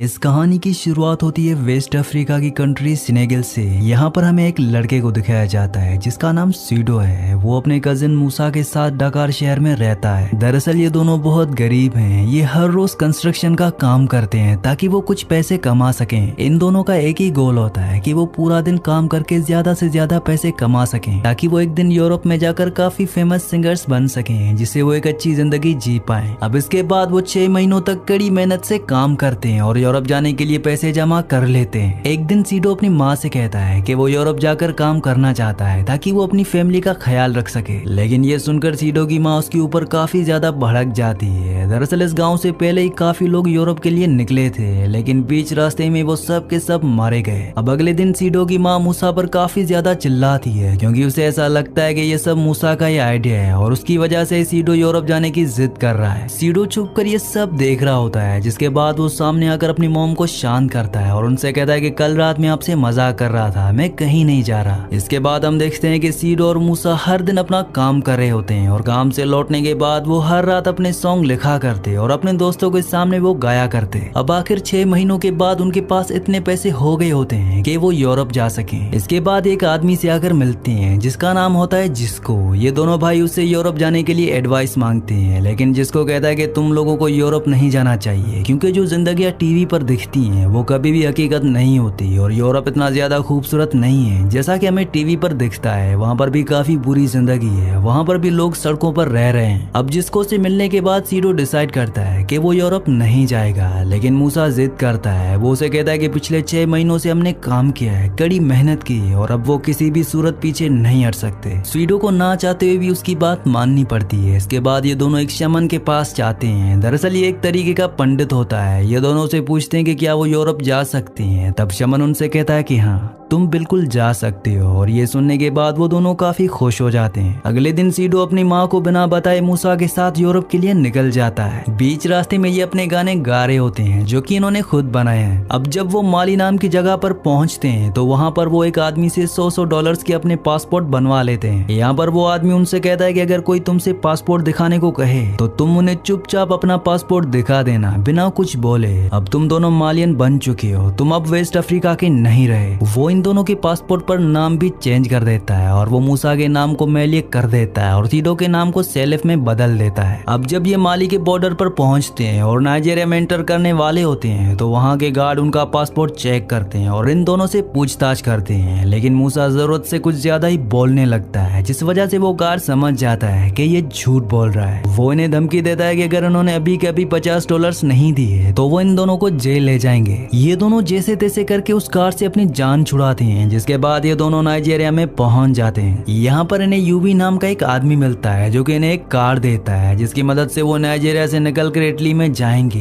ये सुनकर सीडो और मूसा दोनों ही काफी खुश हो जाते हैं, लेकिन इसके लिए उन्हें $1200 देने होंगे। ये दोनों उसका ऑफर एक्सेप्ट कर लेते हैं, जिसके बाद यूवी उनको अपने शेल्टर में ले जाता है और वो वहाँ पर उनसे कहता है कि मैं थोड़े और पैसेंजर्स को इकट्ठा करके लाता हूँ, तब तक तुम मेरा यहीं पर ही इंतजार करना। रात को गेनाली नाम का आदमी उनसे कहता है कि जिस डेजर्ट में वो जा रहे हैं वो काफी ज्यादा खतरनाक होने वाला है, क्योंकि उस बीच रास्ते में काफी सारे माफियास आएंगे जो कि उन्हें लूटने की कोशिश करेंगे, और उन माफिया से अपने पैसे बचाने के लिए हमें हमारे पैसों को एक प्लास्टिक में डालकर अपने पेट में डालना होगा, ताकि वो लिबियन माफिया उन पैसों को ढूंढ ना पाए। ये बात सुनकर सीडो और मूसा ये दोनों ही हंसने लगते हैं, क्योंकि ये बात उन्हें बिल्कुल भी सीरियस नहीं लगती। लेकिन बाकी सारे लोग काफी ज्यादा सीरियस होते हैं, क्योंकि वो जानते हैं कि माफियाज बहुत ही ज्यादा बेरहम है, वो किसी को भी नहीं छोड़ेंगे। अब अगली सुबह ये सब के सब जाने के लिए रेडी हो रहे होते हैं। पूरा दिन सफर करके वो उन्हें नाइजीरिया के बॉर्डर पर छोड़ देते हैं, और अगली सुबह एक बार फिर से वो अपना सफर कंटिन्यू करते हैं। अब काफी दूर तक सहारा डेजर्ट में निकल जाने के बाद जिस गाड़ी में सीडो बैठा होता है वो गाड़ी दूसरी गाड़ी से अलग रास्ते पर जाने लगती है, और काफी उबड़ खाबड़ रास्ते होने की वजह से गाड़ी बहुत ही मुश्किल से चल रही होती है। तभी उसमें से एक आदमी नीचे गिर जाता है, लेकिन ये लोग उस आदमी के लिए नहीं रुकते और लगातार आगे बढ़ने लगते हैं। ये देखकर सीडो काफी डर जाता है और वो गाड़ी को काफी टाइट पकड़ लेता है, क्योंकि वो जानता है कि अगर वो गाड़ी से गिरा तो ये लोग उसके लिए नहीं रुकेंगे। इसके बाद जब वो रेगिस्तान के बीचों बीच पहुंचते हैं तो वहाँ पर ड्राइवर उन्हें गाड़ी से उतारता है और उनसे कहता है कि अब आगे तक तुम्हें पैदल ही जाना होगा। ये सुनकर इन सबको काफी बुरा लगता है, लेकिन अब ये कुछ नहीं कर सकते और ना चाहते हुए भी अब इन सबको अपना सफर पैदल ही तय करना पड़ता है। रास्ते में चलते हुए सीडो देखता है कि वहाँ पर बहुत सारी लाशें होती हैं जो कि कभी इन्हीं की तरह निकले थे, लेकिन वो कभी भी अपनी मंजिल तक नहीं पहुंच सके। वीडियो में आगे बढ़ने से पहले आप सबसे रिक्वेस्ट है कि मेरे 99% व्यूवर्स वीडियो तो देखते हैं लेकिन चैनल को सब्सक्राइब नहीं करते और ना ही वीडियो को लाइक करते हैं, तो आप सबसे रिक्वेस्ट है कि मेरे चैनल को सब्सक्राइब और वीडियो को लाइक लाजमी से कर दिया करें। अब इन्हें सफर करते हुए 2 दिन गुजर जाते हैं और एक औरत को चलने में काफी ज्यादा मुश्किल होने लगती है। वो ठीक से चल नहीं पा रही होती और वो वहीं पर ही गिर जाती है, लेकिन किसी को भी इससे कोई फर्क नहीं पड़ता और सभी रास्ते में आगे बढ़ते जा रहे होते हैं। पर सीडो से ये सब देखा नहीं जाता और वो उस ओल्ड लेडी की मदद करने के लिए अपना बचा हुआ पानी उसे पिलाता है, लेकिन ये सब देखकर मूसा उस पर काफी गुस्सा हो जाता है, क्योंकि वो उस ओल्ड लेडी के चक्कर में काफी पीछे रह जाएंगे और अगर वो ग्रुप से पीछे रह गए तो वो इस रेगिस्तान में खो जाएंगे और फिर उन्हें मरने से कोई नहीं बचा सकता। लेकिन सीडो के पानी देने पर भी उस ओल्ड लेडी की वहीं पर ही मौत हो जाती है। ये देखकर सीडो को बहुत दुख होता है, लेकिन अब वो कुछ नहीं कर सकता, जिसके बाद वो अपने ग्रुप की तरफ भागने लगता है। अब चलते चलते इन्हें रात हो जाती है और तभी रास्ते में इन सबको लिबियन माफिया रोक लेते हैं और इन सब से उनके सारे पैसे छीन लेते हैं। जिन लोगों के जेब में से कोई पैसे नहीं निकलते तो उन लोगों को वो माफियाज कुछ ड्रिंक पिलाते हैं, क्योंकि माफियाज अब ये जानते हैं कि लोग किस तरीके से अपने पैसे छुपाते हैं। इसके बाद माफियाज को वो पैसे मिल जाते हैं जो लोगों ने अपने पेट में छुपाए होते हैं, जिसके बाद माफियाज उन लोगों को अलग कर देते हैं जिनकी जेब से पैसे नहीं मिले थे और यहाँ पर मूसा और सीडो दोनों ही अलग हो जाते हैं। ये सब देखकर सीडो काफी ज्यादा मायूस हो जाता है। अगली सुबह सीडो और बाकी सब जो बच गए होते हैं उन्हें ऐसा लग रहा होता है कि शायद माफियाज ने उन्हें छोड़ दिया है, लेकिन आगे जाकर सीडो और बाकी सबको माफियाज पकड़ लेते हैं और उन्हें वहाँ से माफियाज की जेल में ले जाया जाता है, जहाँ से वो गुलामों की तरह बेचे जाएंगे। अब जेल में पहुंचने के बाद नूनन नाम का एक आदमी उनसे कहता है कि वो लोग ना कोई पुलिस के आदमी है और ना ही आर्मी के, बल्कि वो माफियाज के लोग हैं। अगर तुम लोगों को इस जेल में रहना है तो तुम्हें वो सब कुछ करना होगा जो कि माफियाज तुमसे करवाते हैं, और अगर तुमने उनकी बात नहीं मानी तो तुम सब के सब मारे जाओगे। और अब ये सारी बातें बताने के बाद नूनन इन सबको एक कमरे में ले जाता है जहाँ पर वो सभी को टॉर्चर करते हैं। नूनन उनसे कहता है कि सब के सब अपनी फैमिलीज के नंबर दो ताकि हम तुम्हारी फैमिली से तुम्हारे बदले फिरौती मांग सकें। इसके बाद यहाँ पर जो लोग अपनी फैमिली का नंबर दे देते हैं नूनन उन्हें छोड़ देता है, और बाकी बचे हुए लोग जो अपनी फैमिली का नंबर नहीं दे रहे होते,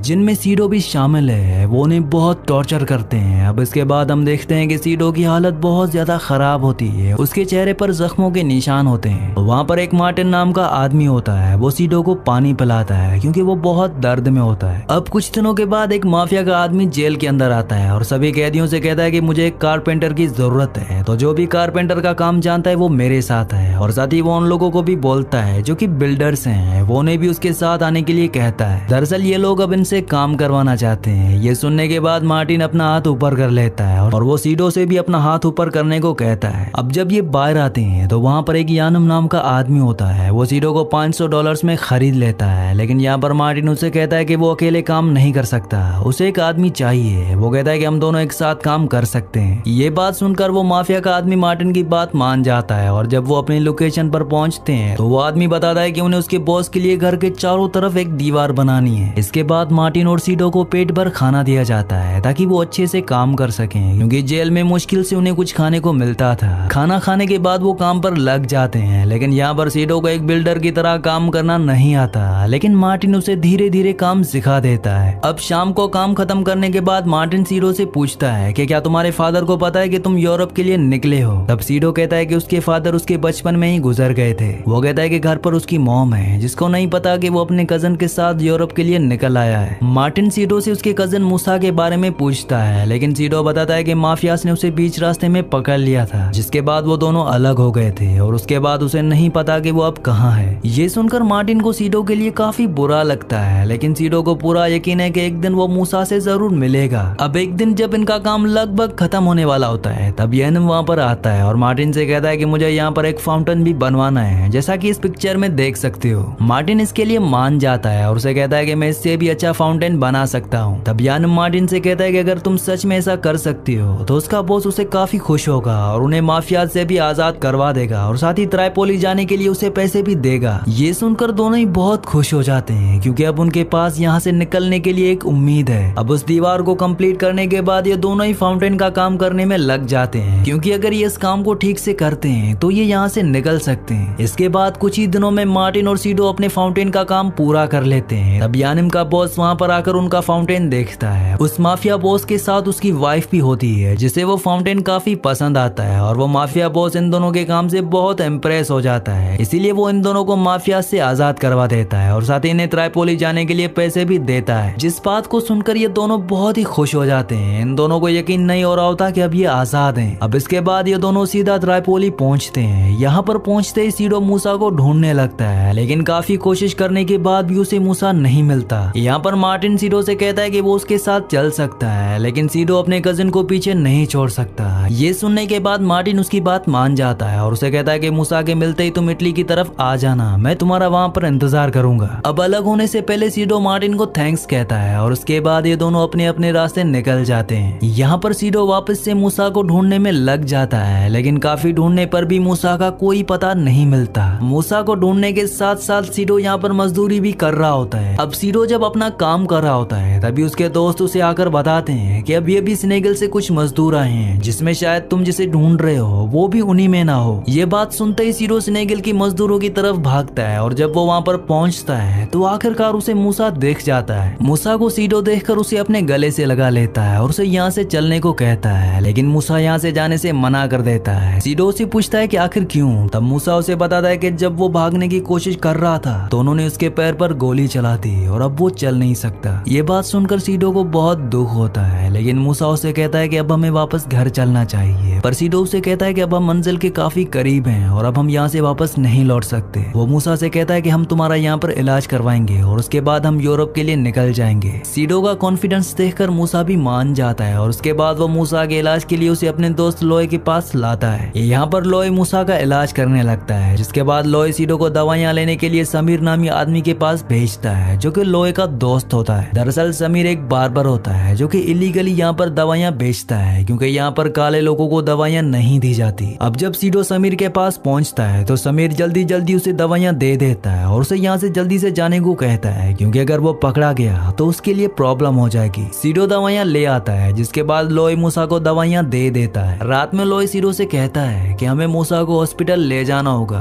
उसे सर्जरी की जरूरत है, लेकिन सीडो उसे कहता है कि यहाँ पर हॉस्पिटल्स में काले लोगों का इलाज नहीं किया जाता, तुम ही बताओ कि अब हम क्या करें। लोए के पास इसका कोई जवाब नहीं होता। वो सीडो से कहता है कि हमें किसी भी हालत में उसे हॉस्पिटल ले जाना होगा, क्योंकि अगर हम 10 दिनों के अंदर उसे हॉस्पिटल में नहीं ले गए तो इन्फेक्शन इतना फैल जाएगा कि उसकी जान भी जा सकती है। अब अगले दिन सीडो जैनम नाम के एक आदमी के पास जाता है और उसे अपने सारे पैसे जो उसने इटली के लिए रखे थे वो सब पैसे उसे दे देता है, लेकिन जैनम उसके पैसे उसे वापस लौटा देता है और कहता है कि ये पैसे काफी कम है, इन पैसों से तो एक आदमी को भी नहीं ले जाया जा सकता। जिस बात से सीडो काफी उदास हो जाता है। सीडो को इस तरह से उदास देखकर जैनम उसे कहता है कि तुम्हारे पास एक और रास्ता है, अगर वो चाहे तो वो शिप पर एक कैप्टन के तौर पर शिप को चलाकर जा सकता है। इस बात के लिए सीडो मान तो जाता है, लेकिन उसे शिप चलाना बिल्कुल भी नहीं आता। अब घर पहुंचने पर सीडो मूसा को बताता है कि वो इटली जा रहे हैं। तब मूसा उसे पूछता है कि आखिर उसके पास इतने पैसे कहां से आए। तब सीडो उसे बताता है कि वो शिप पर कैप्टन बनकर जाएगा। अगले दिन जैनम सीडो को शिप चलाना सिखाता है, जहाँ पर वो सीडो से कहता है कि चाहे कुछ भी हो जाए तुम्हें इस कंपास को 0 पर ही रहने देना है और तुम देखते ही देखते इटली पहुंच जाओगे। और अगर तुम्हें बीच रास्ते में किसी भी तरह की मदद चाहिए हो तो तुम मेरे फोन पर कॉल कर सकते हो। इसके बाद रात को सीडो को काफी घबराहट हो रही होती है, क्योंकि उसके साथ और भी काफी सारे लोग जाने वाले होते हैं और उतनी सारी जिंदगियों की जिम्मेदारी सीडो अपने कांधे पर नहीं लेना चाहता। इसीलिए वो अगले दिन जैनम से शिप का कैप्टन बनकर जाने से मना कर देता है, क्योंकि वो नहीं चाहता कि उसकी गलती की वजह से इतने सारे लोगों की जान जाए। ये बात सुनकर जैनम को काफी गुस्सा आता है और वो उसे शिप से बाहर निकाल देता है। अब सीडो के पास और कोई भी रास्ता नहीं होता है, इसलिए अब उसे ना चाहते हुए भी उसकी बात माननी पड़ती है। उसे शिप के कैप्टन के तौर पर जाना पड़ता है। अब काफी आगे निकल जाने पर सीडो को कुछ लाइट दिखती है और उस लाइट को देखकर मूसा और सीडो ये दोनों ही काफी खुश हो जाते हैं, क्योंकि उन्हें लगता है कि वो इटली के बीच पर आ चुकी हैं। लेकिन जैसे ही शिप थोड़ा पास पहुंचती है तो ये देखते हैं कि ये कोई ऑयल रिफाइनरी होती है। अगले दिन सीडो को पता चलता है कि उसकी शिप पर एक प्रेग्नेंट वुमेन है और उसे अभी ब्लीडिंग हो रही है, जिस वजह से वो काफी ज्यादा घबरा जाता है और पास ही के बेस कोड पर कॉल करता है, जहाँ पर उसका कॉल एक ऑफिसर उठाती है। सीडो ने बताता है कि वो इटली जाने के लिए निकले थे, लेकिन बीच रास्ते में एक काफी बड़ी इमरजेंसी आ गई है। उनकी शिप पर वुमेन को काफी ज्यादा ब्लीडिंग हो रही है, इसीलिए आप हमारी मदद के लिए किसी को भेजिए। वो ऑफिसर उनसे कहती है कि हम जल्द से जल्द आपकी मदद करने की कोशिश करेंगे। ये सुनकर सीडो को थोड़ी बहुत राहत मिलती है और वो मदद के लिए वेट करने लगता है, लेकिन जब रात को कोई मदद नहीं आती तो सीडो हिम्मत हार जाता है और फैसला करता है कि अब वो शिप को आगे ले जाएगा। अगले दिन एक आदमी आकर सीडो से कहता है कि शिप के नीचे इंजन एरिया में कुछ लोग हैं जो कि वहाँ पर दबे हुए हैं। ये सुनकर सीडो सीधा नीचे इंजन रूम में जाता है और उन लोगों को निकालता है जो कि वहाँ पर फंसे हुए होते हैं। ये लोग कई दिनों से भूखे और प्यासे हैं, इसीलिए सीडो उन्हें जल्द से जल्द कुछ खाना और पानी देता है और तभी वहाँ पर वो प्रेग्नेंट औरत बच्चे को जन्म दे देती है। ये सब देखकर वहाँ अजीब सा माहौल हो जाता है और भीड़ उधर उधर होने लगती है। अब ये सब देखकर सीडो उन्हें शांत रहने को कहता है, क्योंकि इनके इधर उधर होने से शिप पलट भी सकती है। वो सभी से कहता है कि गॉड से प्रे करो कि हम सही सलामत इटली पहुंच जाएं। अब इसके बाद ये कुछ दिनों तक लगातार सफर करते हैं और आखिरकार ये अपनी मंजिल यानी इटली तक पहुंच जाते हैं। वहां पहुंचकर ये सब के सब बहुत खुश होते हैं और वो सभी गॉड का शुक्रिया अदा करते हैं। थोड़ी देर में वहां पर एक कोस्ट गार्ड का हेलीकॉप्टर आता है जो कि उनकी मदद करता है, जिसे देखकर सीडो काफी इमोशनल हो जाता है और वो रोते हुए कहता है कि मैं इस शिप का कैप्टन हूँ और हम इटली पहुंच चुके हैं और इतने मुश्किल हालात से गुजरने के बाद फाइनली हम यूरोप पहुंच चुके हैं। इसी सीन के साथ इस मूवी का एंड हो जाता है। अगली कहानी आप किस मूवी पर सुनना चाहते हैं मुझे नीचे कमेंट्स में जरूर बताना, क्योंकि मैं आपकी कमेंट्स पढ़ता हूँ और आपके प्यारे प्यारे कमेंट्स का बहुत बहुत शुक्रिया।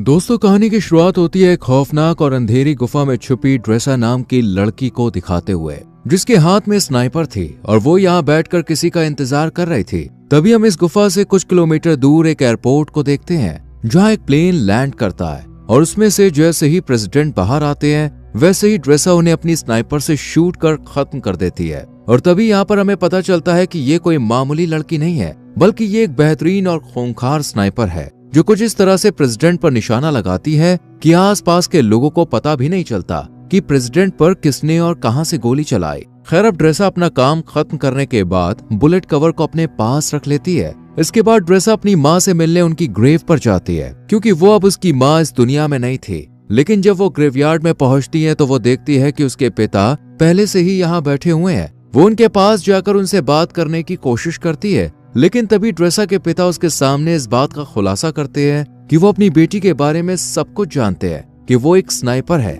और अभी अभी उसने एक इंसान की जान ली है। इस पर ड्रेसा उन्हें जवाब देते हुए कहती है कि कभी कभी तो मुझे नींद भी नहीं आती है। और इतना कहकर वो अपनी जेब से बुलेट का कवर निकालती है और इसे अपने पिता के हाथ में सौंप देती है। वो इस कवर को भी बाकी के इकट्ठा हुए कवर के साथ रख देते हैं। और यहाँ पर हमें पता चलता है कि ड्रेसा ने पहले भी बहुत सारे लोगों को मौत के घाट उतारा है। अब ड्रेसा के पिता उसे अपने कैंसर के बारे में बताते हैं और कहते हैं कि मेरे पास बहुत कम समय बचा है और मैं केवल कुछ ही दिनों का मेहमान हूँ, लेकिन आने वाले दिनों में अगर मैं नहीं मरा तो इस वैलेंटाइन डे के दिन मैं खुद अपनी जान ले लूंगा। ये सुनते ही ड्रेसा के पैरों तले जमीन खिसक जाती है और वो अपने पिता को ऐसा करने से मना करती है, लेकिन वो अब भी ड्रेसा से यही कहते हैं कि यह हम दोनों की आखिरी मुलाकात है और शायद अब हम ना मिलें। वहीं दूसरी तरफ हम लिवाई नाम के एक आदमी को देखते हैं जिसे उसके बुरे सपनों ने परेशान कर रखा है। इसलिए लिवाई समुद्र के किनारे बैठकर अक्सर पोयम लिखता है और आज भी वो यहीं बैठा हुआ होता है। तभी लिवाई के पास अचानक एक मैसेज आता है जिसमें उसे एक एड्रेस पर आने के लिए कहा जाता है।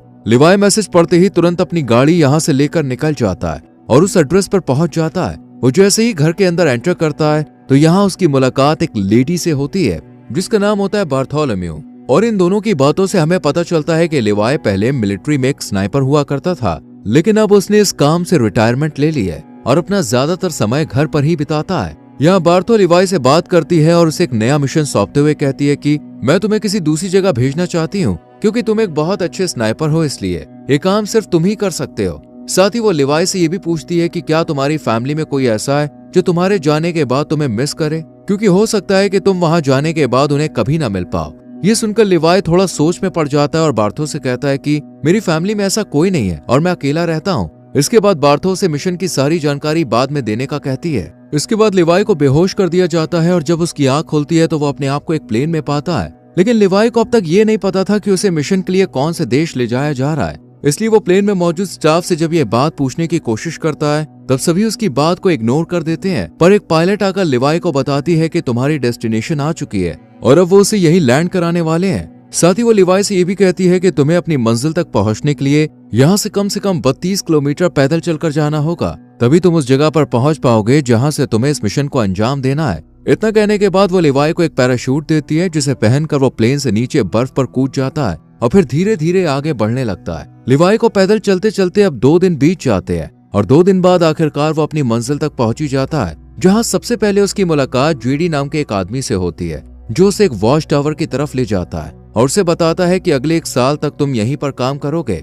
मैंने भी यहाँ पर 1 साल तक काम किया है, लेकिन अब मेरा टाइम पूरा हो चुका है, इसलिए अब तुम्हें ये काम सौंपा गया है। हालांकि लिवाई को अब भी समझ नहीं आ रहा था कि आखिर उसे क्या काम करना है। यही सवाल जब वो जेडी से पूछता है तब वो उसे बताता है कि यहाँ एक बहुत ही गहरी खाई है जिसे जॉर्ज नाम दिया गया है। बस लिवाई को इसी की पहरेदारी करनी है और कुछ भी नहीं करना है। इसके बाद वो लिवाई को यहाँ के रूल्स बताते हुए कहता है कि वो महीने में सिर्फ 1 बार ही इन लोगों से कांटेक्ट कर सकता है और उसके टावर का नाम वेस्ट टावर है, जबकि दूसरी तरफ एक ईस्टर्न टावर भी मौजूद है, लेकिन वहाँ के लोगों से लिवाई को किसी भी तरह की कोई बातचीत नहीं करनी है क्योंकि उसका काम सिर्फ अपने मिशन पर ध्यान देना है और ईस्टर्न टावर वाले भी केवल अपने मिशन पर ही फोकस रखते हैं। साथ ही वो लिवाई को ये भी बताता है कि वो 1 साल तक किसी से भी कांटेक्ट नहीं कर सकता है और यहाँ एक ऑटोमेटिक गन भी है जिसे हर रोज लिवाई को रीलोड करना होगा अगर उनमें गोलियां नहीं है तो। इसके अलावा नीचे बहुत सारी माइंस भी है, अगर उनमें किसी तरह का कोई विस्फोट होता है तो लिवाई को उन्हें भी देखना होगा।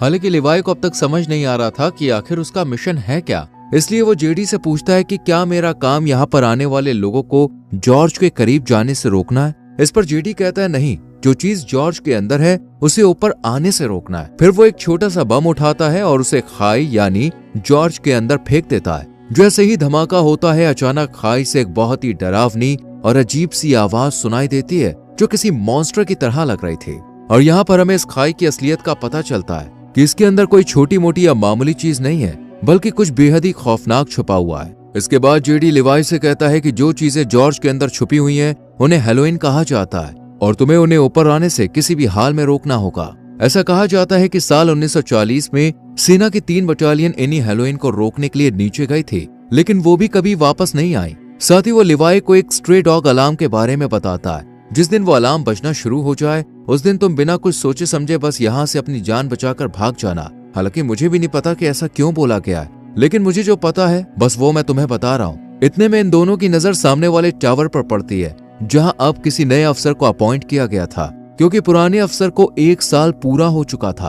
अब जेडी लिवाई को खाने पीने के बारे में बताते हुए कहता है कि उसका 1 साल के खाने का इंतजाम यहाँ कर दिया गया है, बाकी अगर वो चाहे तो शिकार भी कर सकता है। वहीं जेडी लिवाई के सामने इस बात का भी खुलासा करता है कि ये जगह 75 सालों से सीक्रेट रही है और किसी को भी इसके बारे में कुछ नहीं पता है और हमें भी आने वाले टाइम में इस जगह को सीक्रेट ही रखना है। इतना कहने के बाद जेडी यहाँ से निकलकर बाहर आ जाता है और सिग्नल देने के लिए जैसे ही स्मोक करता है तब एक हेलीकॉप्टर उसे लेने के लिए आ जाता है और जेडी इसमें चढ़ जाता है, लेकिन हेलीकॉप्टर में मौजूद अफसर पहले उससे उसकी आइडेंटिटी पूछता है और फिर उसे शूट कर मार देता है, जिससे हमें पता चलता है कि ये जगह इतनी सीक्रेट है कि यहाँ से किसी को भी बाहर जाने नहीं दिया जाता है। इधर हम लिवाई को देखते हैं जो बिल्कुल वैसा ही करता है जैसा उसे बताया गया था। वो ऑटोमेटिक गन के अंदर गोलियां डालता है और आसपास का जायजा लेने लग जाता है। जब पूरा 1 महीना गुजर जाता है तब वो यहाँ से किसी को कांटेक्ट करने की कोशिश करता है और उन्हें बताता है कि मेरा किसी भी दुश्मन से कोई आमना सामना नहीं हुआ है। इतना कहकर वो कॉल कट कर देता है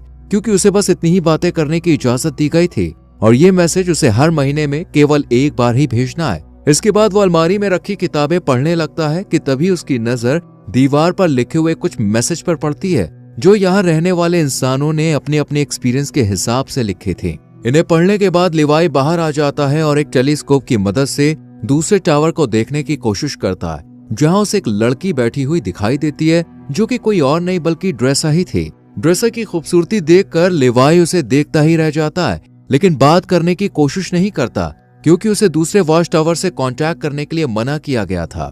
इसी तरह लिवाई को यहाँ 2 से 3 महीने बीत जाते हैं और अब ड्रेसा भी उसके बारे में जान चुकी थी। इसलिए एक दिन जब उसका बर्थडे होता है तब वो लिवाई से बात करने का फैसला करती है और एक पेपर पर लिखकर लिवाई से उसका नाम पूछती है। ये देखने के बाद वो भी एक बोर्ड उठाता है और उसके जरिए ड्रेसा को बातचीत करने से मना करता है लेकिन ड्रेसा फिर भी उसे अपना नाम बता देती है, जिसके बाद लिवाई भी ज्यादा ना सोचते हुए अपना नाम लिख देता है और इस तरह दोनों में दोस्ती हो जाती है। एक दिन जब लिवाई को पता चलता है कि ड्रेसा एक स्नाइपर है तो वो उसका टेस्ट लेने के लिए उसके सामान पर निशाना लगाता है, जिसके बाद ड्रेसा भी अपने आप को प्रूव करने के लिए स्नाइपर उठाती है और उसके वॉच टावर पर निशाना लगाती है। लेकिन तभी उसकी नजर कुछ मॉन्स्टर पर पड़ती है जो कि खाई में से बाहर आ रहे थे। वो जल्दी से लिवाई को इशारा करके ये बात बताने की कोशिश करती है, जिसके बाद वो उन मॉन्स्टर पर ताबड़तोड़ फायरिंग शुरू कर देता है लेकिन उनकी तादाद बहुत ज्यादा थी, इसलिए ड्रेसा भी लिवाई की मदद करती है और अपने वॉच टावर से ही उन मॉन्स्टर का खात्मा कर देती है। पर इसी दौरान एक मॉन्स्टर उसके पास पहुंच जाता है जो देखने में आधा इंसान और आधा जानवर जैसा था। ड्रेसा जब उसे देखती है तो वो अपनी जान बचाने के लिए उस पर गोली चलाने की कोशिश करती है लेकिन कोई फायदा नहीं होता और वो मॉन्स्टर लगातार ड्रेसा की तरफ बढ़ता रहता है। लेकिन सही वक्त पर लिवाई उसे शूट कर उसकी जान ले लेता है और ड्रेसा को बचा लेता है। इसके बाद अगले दिन लिवाई माइंस के अंदर जाता है जहां अचानक खाई में से एक छोटा सा ड्रोन निकलता है और उड़कर यहाँ से चला जाता है। लेकिन उसके जाने से पहले लिवाई और ड्रेसा दोनों इसे देख लेते हैं लेकिन इन्हें पता नहीं होता कि आखिर ये है क्या। इस तरह इन दोनों को यहाँ कुछ महीने और बीत जाते हैं और अब दिसंबर का महीना शुरू हो चुका था जहाँ एक दिन अब लिवाई ड्रेसा से मिलने का फैसला करता है और वो अपने आरपीजी में जहाँ मिसाइल डाली जाती है उस जगह पर एक रस्सी को बांध देता है। उसे ऐसा करते हुए ड्रेसा भी देख लेती है लेकिन उसे भी समझ नहीं आता कि आखिर लिवाई करना क्या चाहता है। इतने में लिवाई इस मिसाइल को दूसरी तरफ छोड़ देता है जो कि एक रस्सी के सहारे बंधी हुई थी और ये रस्सी ड्रेसा के पास पहुंच जाती है, जिसके बाद वो इसे एक पेड़ से बांध देती है और फिर लिवाई इसके सहारे यहाँ से दूसरे वॉच टावर तक पहुंच जाता है। इधर ड्रेसा जब उसे देखती है तो उसे बहुत ज्यादा खुशी होती है, पर वो लिवाई को गले लगाने से पहले उसे नहाने के लिए कहती है और खुद सीसीटीवी कैमरे की मदद से लिवाई को नहाता हुआ देखती है। इसके बाद ये दोनों एक दूसरे से बहुत सारी बातें करते हैं और इस दौरान ड्रेसा लिवाई से पूछती है कि तुमने सबसे लंबा शॉट कब मारा था। इस पर लिवाई बताता है कि मैंने 3240 मीटर दूर से एक आदमी को मार गिराया था और पहले मैं मरीन में काम किया करता था। इसके बाद वो ड्रेसा से पूछता है कि आखिर इस जगह में ऐसा क्या है जो इसे इतना सीक्रेट रखा गया है। तब ड्रेसा उसे ज्यादा ना सोचने और अपने काम से काम रखने के लिए कहती है। साथ ही उसे अपने पिता के बारे में भी बताती है जो शायद अब तक मर चुके होंगे। इसके बाद वो म्यूजिक प्ले करती है और लिवाई से डांस करने के लिए कहती है, जिसके बाद ये दोनों साथ में डांस करते हैं और एक दूसरे के करीब आकर यही सारी हदें पार कर देते हैं। इसी दौरान लिवाई ड्रेसा को अपनी कविताओं के बारे में बताने लगता है और उससे कहता है कि मैंने तुम्हारे लिए भी एक पोयम लिखी है। इतना सुनते ही ड्रेसा उसे पोयम सुनाने के लिए कहती है, लेकिन लिवाई उसे ये कहकर मना कर देता है कि जब हम दोनों यहाँ से निकल जाएंगे तब मैं तुम्हें वो पोयम दे दूंगा। अब सुबह होते ही लिवाई यहाँ से जाने का फैसला करता है, लेकिन जैसे ही वो बीच रास्ते में पहुंचता है तो देखता है कि मॉन्स्टर उसके वॉच टावर पर चढ़ रहे हैं। पर टावर पर लगी माइन से जब वो टकराते हैं तो एक बहुत बड़ा धमाका होता है जिसमें लिवाई की रस्सी जल जाती है और वो इस खाई में गिर जाता है। इधर ड्रेसा भी ये सब देख रही होती है, इसलिए वो लिवाई को बचाने के लिए जल्दी से एक पैराशूट लेती है और बिना कुछ सोचे समझे खाई में कूद जाती है। जिसके बाद हम ड्रेसा को एक नदी में बहते हुए देखते हैं जो कि इसी खाई के अंदर मौजूद थी। वो किसी तरह अपने आप को बचाकर किनारे तक ले आती है। वहीं हम लिवाई को एक पेड़ से लटका हुआ देखते हैं जहां अचानक एक बड़ा सा केकड़ा आकर उस पर हमला कर देता है, जिस वजह से लिवाई पेड़ से नीचे गिर जाता है। और यहाँ उसे पेड़ की जड़ें पूरी तरह से जकड़ लेती हैं। इससे पहले कि वो लिवाई को नुकसान पहुंचा पाती, यहाँ ड्रेसा आकर उसे बचा लेती है और ये दोनों इस जगह को देखने लगते हैं कि तभी यहाँ कुछ हॉलोमैन घोड़े पर सवार होकर आते हैं और इन पर हमला कर देते हैं। लेकिन लिवाई और ड्रेसा इनसे डरने के बजाय इनका डट कर मुकाबला करते हैं और 2 हॉलोमैन को मार गिराते हैं, लेकिन एक वहां से भाग जाता है। इधर लिवाई ने जिस हॉलोमैन को मारा था वो अब उसे चेक करने के लिए उसके पास आता है तो देखता है कि इसने वर्दी पहनी हुई है। वर्दी को देखते ही लिवाई को जेडी की बताई हुई बात याद आ जाती है कि आज से सालों पहले 3 बटालियन सेना इस खाई के अंदर गिर गई थी जो कभी वापस नहीं आई, लेकिन ये अब तक जिंदा कैसे है, यही सवाल लिवाई को सोचने पर मजबूर कर देता है। खैर अब ये दोनों आगे बढ़ते हैं और एक ऐसी जगह पर पहुंच जाते हैं जहां इंसानों के अंदर से पेड़ बाहर निकल रहे थे। इन्हें देखकर ऐसा लगता है जैसे यहाँ किसी वायरस ने अपना आतंक फैलाया हो। अभी लिवाई और ड्रेसा इस खौफनाक मंजर को देख ही रहे थे कि इतने में ही कुछ हॉलोमैन इनकी तरफ आने लगते हैं, जिनसे बचने के लिए ये दोनों एक चर्च में पहुंच जाते हैं। लेकिन चर्च का नजारा बेहद ही डरावना था क्योंकि यहाँ कई लोगों की डेड बॉडी पड़ी हुई थी जिन्होंने वायरस के कहर से बचने के लिए खुद ही अपनी जान ले ली थी। तभी ड्रेसा के ऊपर एक मकड़ी अटैक कर देती है जो कि देखने में काफी बड़ी थी, मानो उसके ऊपर भी जैसे वायरस का असर हो गया था। और वो जैसे ही इन पर हमला करती है ये दोनों मिलकर इसे शूट कर यहीं खत्म कर देते हैं। लेकिन तभी दरवाजा तोड़कर कुछ हॉलोमैन यहाँ आ जाते हैं, जिन्हें देखते ही लिवाई और ड्रेसा जल्दी से चर्च में भाग निकलते हैं और पहाड़ों के बीच बनी एक सुरंग में पहुंच जाते हैं। और दरवाजे को आगे बंद करके जब इस सुरंग को अंदर से देखते हैं तो इन्हें एक तरह की लैब दिखाई देती है जहां पहले कभी एक्सपेरिमेंट किए गए थे। यहाँ इन्हें एक बैकअप जनरेटर भी मिलता है जिसे ये लोग स्टार्ट कर देते हैं और फिर लिवाई को यहाँ एक डीवीडी प्लेयर भी मिलता है। डीवीडी की इस कैसेट को जब ये दोनों प्ले करते हैं तो स्क्रीन पर एक लेडी दिखाई देती है जो इस जगह को लेकर अपने सीक्रेट मिशन के बारे में बताती है। साथ ही वो आगे ये भी कहती है कि हम यहाँ एक केमिकल मिसाइल बना रहे थे जिसमें बहुत सारे लोग मिलकर काम कर रहे थे। लेकिन एक दिन जब इस जगह पर भूकंप आया तो भूकंप की वजह से जो मिसाइल हमने तैयार की थी वो लीक होनी शुरू हो गई और इस तरह ये केमिकल आसपास फैल गया, जिसकी वजह से कई लोग इन्फेक्टेड हो गए और मैं भी इन्फेक्टेड हूँ। हालांकि उन्होंने ये बात मिलिट्री को भी बताई थी और कहा था कि इस जगह के ऊपर बमबारी करके इसे डिस्ट्रॉय कर दिया जाए ताकि ये केमिकल बाहर कहीं ना फैल सके, लेकिन मिलिट्री ने इनकी बात पर गौर नहीं किया। इस लेडी की बातें सुनने के बाद अब लिवाई और ड्रेसा को सब कुछ समझ में आ जाता है, इसलिए ये सुरंग को और करीब से जानने की कोशिश करते हैं। और तब इन्हें यहाँ एक नए जमाने का कंप्यूटर मिलता है जो कि काफी अजीब बात थी, इसलिए ये इस कंप्यूटर को ऑन करने का फैसला करते हैं और इसमें मौजूद इन्फॉर्मेशन को देखकर एकदम हैरान रह जाते हैं क्योंकि इसमें एक डार्क लैब नाम की कंपनी के बारे में पता चलता है जो कि पैरामिलिट्री बनाने का काम करती है। वो यहाँ से इन्फेक्टेड लोगों के सैंपल ले जाती है और उनसे अपने सोल्जर को सुपर सोल्जर बनाने का काम करती है, इसलिए कोई भी देश इस जगह को पूरी तरह से मिटाना नहीं चाहता है। साथ ही लिवाई को यह भी पता चलता है कि ये जो खाई है ये 4.2 किलोमीटर लंबी है। इसके बाद ये दोनों जैसे ही यहाँ से बाहर निकलते हैं अचानक एक हॉलो मैन इनके ऊपर हमला कर देता है और ड्रेसा को रस्सी से बांधकर खींचते हुए अपने साथ ले जाता है। हालांकि वो रस्सी को काटने की कोशिश करती है लेकिन कोई फायदा नहीं होता। इधर लिवाई भी उसे ढूंढने के लिए इधर उधर भटकता रहता है और एक ऐसी जगह पर पहुंचता है जहां एक बहुत बड़ी मिसाइल मौजूद थी। वही हम ड्रेसा को एक पेड़ से लटका हुआ देखते हैं और वो हॉलो मैन भी उसके सामने ही खड़ा होता है, जिससे ड्रेसा उसे खोलने के लिए कहती है। लेकिन वो जब उसकी बात नहीं सुनता तो वो खुद ही किसी तरह अपने हाथों को खोलकर उस पर अटैक कर देती है। काफी देर तक इन दोनों में लड़ाई जारी रहती है। इतने में ही यहाँ लिवाई भी आ जाता है और हॉलो मैन को शूट कर ड्रेसा को बचा लेता है। लेकिन जब वो वर्दी पर उसका नाम देखता है तब उसे पता चलता है कि वॉच टावर पर पहरेदारी देने वाला ये पहला इंसान था जो बाद में इन्फेक्टेड हो गया। इसलिए ये दोनों अब यहाँ से निकलने का फैसला करते हैं और यहाँ खड़ी एक कार के अंदर